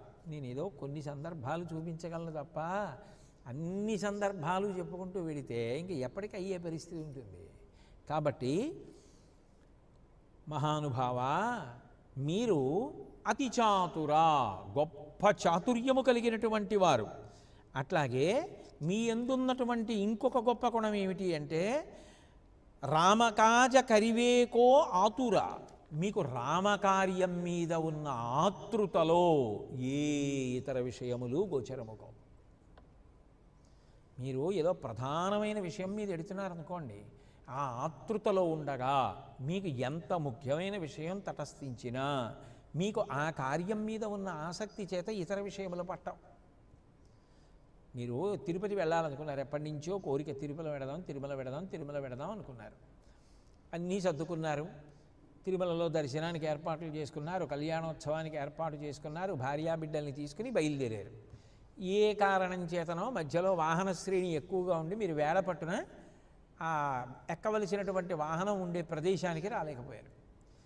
మీరు దిగి గబగబా పరిగెత్తుకుంటూ వెడదామనుకునే లోపల కూత వేసి అది బయలుదేరిపోతుంది. అప్పుడు మీకు ఎంత తొందరగా ముందు ఏదో ఒక పెట్టెలోకి వెళ్ళిపోవాలి. వెళ్ళిపోతే తర్వాత సామర్లకోటలో ఆగిన తర్వాత మీ పెట్టెలోకి మీరు మారచ్చు. ముందు భార్యని, పిల్లల్ని, సామాను అందులో పెట్టేసుకుని ఎక్కేయాలి. ఇన్నాళ్ళకి తిరుమల ఎడుతున్నాం, వెళ్ళిపోతోంది. ఎంత తొందరపాటులో ఉన్నప్పుడు, ఓయ్ కోటేశ్వరారు బాగున్నారా, ఎన్నాళ్ళు అయిందండి అని మీకు ఎంతో ఆత్మీయుడే కనపడ్డాడు అనుకోండి, బాగున్నానండి అని పెట్టి వదిలేసి మాట్లాడతారా? అయ్యా చాలా సంతోషం, కానీ ఓసారి ఇంటికి రండి, అక్కడే ఉంటున్నాను గోశాల దగ్గర అనేసి మీరు గబగబా ముందు ఎక్కేసేసి చెయ్యి ఊపేసి అమ్మయ్య ఏదో పెట్టి ఎక్కేసాం అంటారా అనరా? మీకున్న ఆతృతలో మీకు ఎంత ముఖ్యమైంది, ఎంత ప్రేమ కలిగిన వాళ్ళు కనిపించినా మీరు అయ్యో మాట్లాడలేకపోయానంటారు తప్ప ఇది వదిలేసి దాన్ని పట్టుకుంటారా? అలా పట్టుకోరు. ఇది వదిలేసి ముందు కార్యం మీద వెళ్ళిపోతారు. ఆయనకి రామకార్యం అటువంటిది. రామకార్యం ముందు ఆయన ఇంకా ఏది ప్రధానం కాదు. అందుకే చూడండి, సుందరకాండలో ఆయన 100 యోజనముల సముద్రాన్ని దాటి వెళ్ళడానికి ప్రయత్నం చేసినప్పుడు మైనాకుడు వచ్చి కనీసం కొద్దిగా తేనె తాగి పళ్ళు తినవయ్యా, నిపత్య మమ శృంగేషు విశ్రమస్వయధా సుఖం. నా యొక్క శిఖరముల మీద కాసేపు కూర్చుని విశ్రాంతి తీసుకోండి. అతిథి కిల పూజార్హ ప్రకృతోపి విజానత. సామాన్యమైన అతిథి వస్తేనే భగవంతుడు వచ్చినట్టు, మీ వంటి అతిథి ఎక్కడ లభిస్తాడు? కాబట్టి నా పర్వత శిఖరముల మీద దిగండి అంటే ఆయన బాగుండదు, బంగారు శిఖరాలు కదా, మైనాగుడు కదా, ఇంత గొప్పవాడు కదా, దిక్కుండా వెళ్ళిపోతే మనసులో పెట్టుకుని ఏమైనా అనుకుంటాడేమో అని దిగారా? పరమ ప్రేమతో మాట్లాడి వెళ్ళిపోయారంటే, మహానుభావా నువ్వు నాకు అన్నీ చేసినట్టే, కానీ నేను రాముడు విడిచిన బాణం వెళ్ళినట్టు పెడతానని ప్రతిజ్ఞ చేశాను. రామబాణం మధ్యలో ఆగతగా లక్ష్యం మీదకి వెళ్ళిపోతుంది. యథారాఘవ నిర్ముక్త శరస్వసన విక్రమ చేతత్వద్గమిష్యామి లంకాం రావణ పాలితాం. అందుకని వెళ్ళిపోవాలి. కాబట్టి మీరు నాకు ఆతిథ్యం ఇచ్చినట్టే, నేను అన్నీ మీ దగ్గర పుచ్చుకున్నట్టే అని ఒక్కసారి స్పృశించి వెళ్ళిపోయారంతే తప్ప రామకార్యం కన్నా ఆయనకి ఏది ఎక్కువ కాదు. లంకాపట్టణంలో నిజానికి అక్కడ ఉన్నటువంటి సోయగాలు చూస్తూ ఉండిపోవాలి అనుకుంటే ఒక్క అడుగు ముందుకు వేయలేరు ఎవరు. అంత ఆకర్షణీయమైనటువంటివన్నీ కనపడతాయి. ఎన్నో అక్కర్లేదు, కిటికీ చాలట. సవీష్మజాలం బలవాన్ దదర్శ వ్యాసక్త వైఢూర్య సువర్ణజాలం యథా మహత్స్రా వృషిమేఘజాలం విద్యుత్సనద్ధం సవిహంగజాలం అంటారు. నల్లటి మబ్బు పట్టి ఆ మబ్బు కింద పక్షుల బారు వెడుతుంటే ఎంత అందంగా ఉంటుందో, బంగారంతో చేయబడినటువంటి కిటికీలకి వైఢూర్యాలు పొదగబడి అలా ఉంటాయిట. ఆ కిటికీ వంక ఒకసారి చూస్తే కన్ను తిప్పలేరట, అలా ఉంటుందిట. సవీష్మజాలం బలవాన్ దదర్శ. దానివైపే దృష్టి నిలబడకుండా సీతాన్వేషణం జరగాలి, రామకార్యం జరగాలి, ఈ కిటికీలు చూడడానికి పరదాలు చూడడానికి నేను వచ్చాను అని కిటికీ వంక చూడకుండా దృష్టి మరల్చుకోవడానికి బలంగా చూశారు. సవీష్మజాలం బలవాన్ దదర్శ. ఒక తివాచి మహీకృత పర్వతరాజి పూర్ణ శైలాకృతా వృక్షవితానపూర్ణా వృక్షాకృతా పుష్పవితానపూర్ణా పుష్పం కృతం కేసరపత్రపూర్ణం. తివాచీ మీద భూమండలం అంతా చెక్కేశారు, చెట్లన్నీ చెక్కేశారు, చెట్లకు ఉన్నటువంటి పువ్వులు చెక్కేశారు, పువ్వులకు ఉన్న కేసరములు కూడా చెక్కేశారు. అయినా ఆయన ఆగి దాని వంక అలా చూస్తూ నిలబడలేదు. ఎందరో గొప్ప గొప్ప స్త్రీలు అక్కడ పడుకుని ఉన్నారు. మహర్షి ఎంతో మర్యాదగా మాట్లాడతారు. వాళ్ళ ఒంటి మీద బట్టలేదనరు, పక్క వాళ్ళ బట్ట వాళ్ళ ఒంటి మీద ఉందంటారు. నచాకులీనా నచహీన రూపా న దక్షిణా నానుపచారయుక్త భార్యా భవత్తస్య నహీన సత్వా నచాపి కాంతస్య నకామనీయ. రావణాసురుని కోరని స్త్రీ అక్కడ ఎవరూ లేదు. అందరూ ఆయనను కామించి వచ్చిన వారే, ఆయన యందు అనురక్తలే. కానిది సీతమ్మ ఒక్కతే. అంతమంది అలా ఉంటే సీతమ్మ కాదా సీతమ్మ కాదా అని చూడడానికి చూశారు. చూసి తనే అనుకున్నారు. అంతమంది అలా పడుకుని ఉండగా చూశాను, నాకు దోషం వచ్చిందా అనుకున్నారు. మళ్ళీ తనకు తానే అనుకున్నారు. మనోహి హేతు సర్వేషాం ఇంద్రియాణం ప్రవర్తనే శుభాశుభాస్వస్థాసు తచ్చమేసు వ్యవస్థితం. నా మనసు వికారం పొందిందా, నా మనసు ఏమైనా అక్కడ నిలబడిందా? సీతమ్మ కాదన్నప్పుడే మర్చిపోయిన వాళ్ళు ఎవరు, నా మనసులో ఏం నిలబడలేదుగా అంటారు. అంత గొప్ప వ్యక్తి. రామకార్యం జరగాలి, సీతాన్వేషణం జరగాలి తప్ప కనపడ్డవాన్ని చూస్తూ నిలబడిపోరు. అంత గొప్ప మహానుభావుడు. అసలు బయలుదేరి దగ్గర నుంచి గుక్కిడి మంచినీళ్ళు తాగారని ఎక్కడుంది సుందరకాండలో? ఆ రోజు తెల్లవారుధామున బయలుదేరారు, మరునాడు తెల్లవారుధామున సీతాదర్శనం.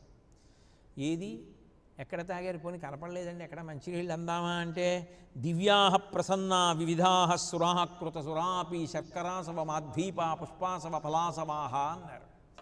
పళ్ళతో పువ్వులతో తయారు చేసినటువంటి కల్లేన్ని పాత్రలలో ఉంది, అన్ని సువాసనలు విరజిల్లుతోంది. అటువంటిది ఆయన తాగాలి అనుకుంటే అక్కడ పలరసాలు తాగలేరా, మంచినీళ్ళు తాగలేరా? కానీ రామకార్యం ప్రధానం. కుక్కెడు మంచినీళ్ళు కూడా ఆయన చూసుకోలేదు. మృగాణం మహిషాణాంచ వరాహాణాంచ భాగచ దదర్శ హరిశార్దూల సస్యరక్ష ప్రతి గృహే. ఎన్ని జంతువుల మాంసాలు, ఎన్ని పళ్ళతో చేసినటువంటి పదార్థాలు, లేహ్యాలు, పేయాలు, చోష్యాలు, వండినటువంటి పదార్థాలు, అన్నాలు అన్నీ అక్కడున్నాయి. తల్లి పిలిచినట్టుగా వాసన వస్తోందన్నారు. అమ్మ భోజనానికి పిలిచినట్టు ఉందిట. అయినా సాధారణంగా అంత అలిసిపోయినప్పుడు అటువంటి వాసన వస్తే ఆకలి రగులుతుంది. ఆయనకి రామకార్యం ప్రధానం.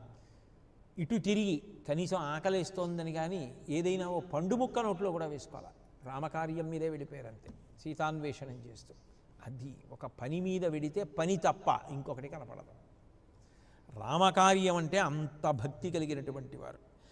కాబట్టి మహానుభావుడు శ్రీరామకార్యం మీద వెళ్ళారా, శ్రీరామకార్యంలో ఉన్నవారిని అంత గొప్పగా ఆదరిస్తూ ఉంటారు, అంత గొప్పగా రక్షిస్తూ ఉంటారు. అందుకే లోకంలో ఒక విషయం ఉంది, ఎప్పుడైనా ఎవరైనా రామకార్యం మీద ఉన్నారనుకోండి, వాళ్ళకి మీరు ఆతిథ్యం ఇవ్వక్కర్లేదు. వాళ్ళకి ఏదైనా ప్రీతి కలిగే పని చేస్తాను అన్నంత మాత్రం చేత కాలిపోయిన రెక్కలు వచ్చాయి. హనుమ సీతాన్వేషణం మీద బయలుదేరారు. సంపాతి తిన్నగా చేసిన ఉపకారం ఏం లేదు. సీతమ్మ ఎక్కడుందో మాట సాయం చేశారు. మాట సాయం రామకార్యం మీద ఉండగా హనుమకి చేస్తే వెంటనే కాలిపోయిన రెక్కలు సంపాతికి వచ్చాయి. రామకార్యం మీద ఉన్న వాళ్ళకి మీరు ఇంత పెట్టే ప్రయత్నం చేశారనుకోండి, వాళ్ళు మీ చేత్తో పుచ్చుకు తిన్నారనుకోండి, అలా తింటే ఉన్న రెక్కలు నిలబడతాయి. మైనాకుడు భయపడి సముద్రంలో దాక్కున్నాడు. అటువంటి వాడు పైకొచ్చి హనుమకి స్వాగతం పలికి ఇంత తేనె పళ్ళు పెడతానన్నాడు. ఆయన తినలేదు. ప్రీతోస్మి కృతమాతిథ్యం మంజురేషోపనీయతాం తరతే కార్యకాలో మే అఘస్యాప్యతివర్తతే ప్రతిజ్ఞాతమయా దత్తా నత్సాతవ్యవిహాంతరే. నేను ఆగకూడదు, రామకార్యం మీద వెడుతున్నానని ఆతృతతో వెడుతూ ముట్టుకుని వెళ్ళిపోయారంతే ఒకసారి ఆ శిఖరాల్ని. వెంటనే ఇంద్రుడు వచ్చాడు. ఇత పూర్వం నీ రెక్కలు తరిగేద్దాం అనుకున్నాను, సముద్రంలో పడ్డావు, రాక్షసులకు అడ్డం పడ్డావని ఊరుకున్నాను, కానీ నీ రెక్కలు తరగను. ఎందుకంటే రామకార్యం మీద వెడుతున్న హనుమకి నువ్వు ఆతిథ్యం ఇవ్వబోయావు, అందుకు నీ రెక్కలు రక్షిస్తున్నానన్నాడు. అంటే రామకార్యం మీద ఉన్న వాళ్ళకి మాట సాయం చేసిన, రామకార్యం మీద ఉన్నటువంటి వాళ్ళకి ఆతిథ్యం ఇవ్వబోయినా వాళ్ళకి పెట్టిందే తింటే ఎంత రామానుగ్రహం ఉంటుందని గుర్తు. కాబట్టి అంతటి శక్తి రామకార్యం అంటే. అటువంటిది హనుమ రామకార్యంలో అంత ఉత్సాహంగా ఉంటారట. అటువంటి ఉత్సాహం కలిగినటువంటి మహానుభావ అని 8వ చౌపాయి దగ్గరికి వచ్చేటప్పటికి ప్రభు చరిత్ర సునివేకోరసియా రామలఖన సీతా మనబసియా అంటారు. శ్రీరాముని యొక్క చరిత్రను విను రసికుడు ఆయన. అలాగే సీతారామ లక్ష్మణులను మనస్సులో ధరించినటువంటి వాడు. ప్రభు చరిత్ర సునివేకో రసియా. రసికుడు అన్న మాటకు అర్థం ఏమిటి అంటే ఏదో కథ ఎంతవరకు అంతవరకు ఓసారి వినేసి. రామాయణం విన్నాం కదండి, ఇంతకుముందు విన్నాం, రామాయణం తెలియకపోవడం ఏంటండి? కాదు, ఎన్ని మాటలు విన్నా ఏదో కొత్తతనమే, ఎన్ని మాటలు విన్నా అందులోంచి కొత్త కొత్త ఆలోచనలే, అందులో ఏదో పరవశమే. తేనె తాగి మత్తెక్కినట్టు అందులో చిలవల పలవలగా ఆలోచనలు వచ్చేసి పరవశించిపోవడమే. అలా వింటూ ఉంటారట రామకథ. అందుకే ఎక్కడెక్కడ రామకథ చెప్పినా సరే అక్కడక్కడికి వెళ్ళి అలా వింటారట. రామకథ ఒకటి, రాముడు ఒకటి కాదుట ఆయనకి. రామకథే, రామనామమే రాముడు. అందుకే ఎన్ని మార్లైనా రాముడిని చూసి ఉరిసిపోయినట్టు ఎన్ని మార్లైనా రామకథ వింటారు, రామనామం వింటారు, రామనామం చెప్తారట.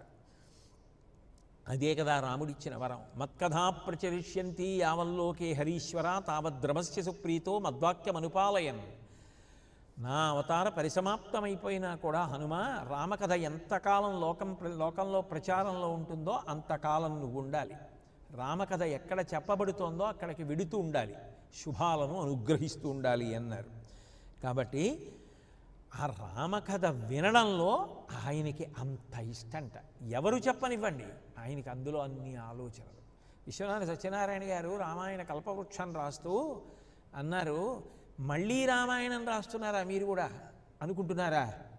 మరవనిదేల రామాయణం బన్నచో ఈ ప్రపంచకమెల్ల నెల్లవేళల తినుచున్న అన్నమే తినుచున్న తిన్నాళ్ళు తన రుచి బ్రతుకులు తనవిగాన చేసిన సంసారమే చేయుచున్నది తనదైన అనుభూతి తనదిగాన తలచిన రామునే తలచద నేనును నా భక్తి రచనలు నావిగాన కవి ప్రతిభలోన నుండును కావ్యగత శతాంశములయందు 90 అయిన పాళ్ళు ప్రాగ్వివశ్చిన్మతంబున రసము 1000 రెట్లు గొప్పది నవకథా ధృతిని పెంచి. మళ్ళీ రామకథే చెప్తున్నారేం విశ్వనాథ వారు అంటారా అంటే ఆయన అన్నారు, తినుచున్న అన్నమే తినుచున్న తిన్నాళ్ళు తన రుచి బ్రతుకులు తనవి కాన. తిన్న అన్నమే మళ్ళీ తింటాలా 3 పూట్ల? ఎందుకని? కొద్దిగా ఏదో మార్పు చేసుకున్నంత మాత్రాన నా రుచి నాది అని 3 పూట్ల తింటున్నాడు. ఎక్కసమైందా? తింటల్లా? ఏ అన్నం తినడానికి లేని ఎక్కసం రామాయణానికి వచ్చిందా? అట్లాగే చేసిన సంసారమే చేయుచున్నది తనదైన అనుభూతి తనది కాన. చేసిన సంసారమే మళ్ళీ చేయట్లా. ఎందుకని? ఎప్పటికప్పుడు తన అనుభూతి తనది, అందుకని చేసిన సంసారం చేయట్లా. అట్లాగే తలచిన రామునే తలచద నేనును నా భక్తి రచనలు నావి కానా. ఆ రాముణ్ణే నేను తలుచుకుంటా, ఎందుకంటే నా భక్తిలో వచ్చినటువంటి ఆలోచనవి నావి. కావ్యమా రసం ఎంత గొప్పగా దాన్ని అనుభవించాడు అన్నదాన్ని బట్టి ఆలోచన మారుతుంది. కాబట్టి నేను అనుభవిస్తా, కాబట్టి మళ్ళీ రామాయణం చెప్తే తప్పేమిటి అన్నారు. అందుకన్నారు రసము 1000 రెట్లు గొప్పది నవకథా ధృతిని పెంచి. ఆ రసం, ఆ ఆలోచించడం, ఆ కొత్త కొత్త భావాలు, ఆ ఆలోచనలు, ఆ సంతోషం, ఆ పొంగు, అది గొప్పది. మూల కథ అలాగే ఉంటుంది, కానీ ఆలోచనలు గొప్పవి. వాల్మీకి రామాయణానికి కొత్త కొత్త ఆలోచనలు తొడిగి ఆలోచించారు విశ్వనాథ వారు. అంటే మూల కథని విస్మరించారని కాదు. రామజననం అయింది, బాలరాముడు ఆడుకుంటున్నాడు, వచ్చి రాని మాటలు. కౌసల్యకి ప్రీతి కదూ, దగ్గరికి పిలిచింది. పిలిచి నీ పేరేమిట్రా బాబు అంది. అంటే రాముడు అనాలి కదా, వచ్చి రాని మాట కదూ, లాములు అన్నాడు రాముడు. ఆవిడ నవ్వింది, మీ నాన్నగారి పేరేమిటి అంది. ఆయన అన్నాడు దాచాతమాలాలు అన్నాడు. దశరథ మహారాజు గారు అనడానికి దాచాతమాలాలు అంటే ఆవిడంది మీ అమ్మ పేరేంటి నాన్న అంది. కౌసల్యాదేవి. కొంచెం ఒత్తులు అవి ఉన్నాయి కదా, ఒత్తులు లేకపోయినా కౌసల్యాదేవి గుణింతంలో మరి మార్పు వచ్చింది కదా. రామ అని చెప్పినట్టు దశరథ మహారాజు అన్నట్టు కుదరలేదు. అందుకని రాముడు ఏం చేశాడు, ఆ కౌసల్యాదేవి అనలేకపోయాడు. కౌసల్యాదేవి నా పేరు ఇది అను అంది. అనలేకపోయాడు. అనలేక కళ్ళమ్మని నీళ్ళు వచ్చేసాయి. తను అనలేకపోయాని అని అమ్మా అన్నాడు. అంటే కౌసల్యాదేవి ఏం చేసిందంటే గట్టిగా కౌగిలించేసుకొని అవును నాన్న కౌసల్యని కాను అమ్మనే అలాగే అను అంది. మాతృప్రేమ. రాముడు వచ్చి రాని మాటలు మాట్లాడడాన్ని విశ్వనాథ వారు దర్శించారు. తానో లాములు, తండ్రి పేరెవరయా దాచాతమాలాలు, నవ్వులేనా పేరన నమ్మగా నగ నోవిందల్లి కౌసల్య తండ్రి నాగాననబోయి రాక కనులన్నీర్వెట్ట కౌసల్యనే కానే కానులే అమ్మనేయని ప్రభున్ కౌసల్య ముద్దాడెడి. ఆ కౌసల్య వచ్చిరాని మాటలు మాట్లాడే రాముణ్ణి ముద్దు పెట్టుకోవడాన్ని విశ్వనాథ వారు దర్శించారు. అలా ఒకటే కల్పవృక్షంలో ఎన్ని దర్శించారు. పుత్రకామేష్టికి ఏర్పాట్లన్నీ పూర్తి చేసేశారు. మంత్రిని పిలిచారు, అక్కడ ఉన్నటువంటి ఇతర సహాయక బృందాలని పిలిచారు, ఆదేశాలు ఇచ్చేశారు. ఇక పుత్రకామేష్టి అశ్వమేధయాగం జరిగిపోతాయి. ఇక తనకి కొడుకు పుడతాడు. సంతోషంగా ఉన్నారు. అంతకుముందు గవాక్షంలో నుంచి చంద్రుడిని చూశారు. అప్పుడు చూసిన చంద్రుడు అశ్వమేధయాగం ఎలా జరుగుతోందో చూడడానికి విష్ణుమూర్తి పంపిన శంఖంలా ఉన్నాడు అలా వర్ణించారు. ఇప్పుడు పుత్రకామేష్టి అవుతుంది, అశ్వమేధయాగం అవుతుంది. మంత్రి చెప్పాడు కదా తనకి కొడుకు పుడతాడు. ఇప్పుడు చంద్రుడు ఆయనకి ఓ పిల్లాళ్ళలా కనపడ్డాడు. ఎందుకంటే ఇంక కొడుకు పుట్టబోతున్నాడు కదా. మనస్సుని బట్టి వస్తువు. నిన్న లేని అందమేదో నీడు కనపడుతుంది ఎప్పుడు మనసు బాగుంటే. అందుకని వస్తువు అదే. నిన్న అందం కనపడలా, ఇవాళ కనపడింది. ఎందుకంటే నీ మనసు బాగుంది, అందుకని నీకు అందంగా కనపడింది. అలా చంద్రుడిలో ఆయనకు ఓ పిల్లాడు కనపడ్డాడు. అందుకని ఇంకా నా కొడుకు పుడతాడని సంతోషం. ఆ తండ్రి అవుతానన్న సంతోషం చంద్రుడిలో దర్శనం చేయడాన్ని విశ్వనాథ వారు వర్ణించారు. వనరబోర్కాడించి ఉయ్యల తొట్టిలో పండవెట్టిన పసి పాపవోలే వీధులంబడి తిరిగి బూదియై చల్లుకొని పరువులంబెట్టు కుర్రవోలే బూదియమై చల్లుకొని పరువులంబెట్టు కుర్రవోలే అన్నముంతించు మోమంతయు పెరుగన్నమును చేసి కొన్నట్టి బొట్టెవోలే చిట్టి తలంటి పోసెదనన్న అందక తొలగి పరువుల బెట్టు నులిపివోలే వెల్లదుస్తులు కట్టి విధులన్ షికారు పంపిన రాజకుమారువోలే మింట నడుచెక్కి జాబిల్లి మిదినీసు నేత్రములకును చలువ పండించి పోసే.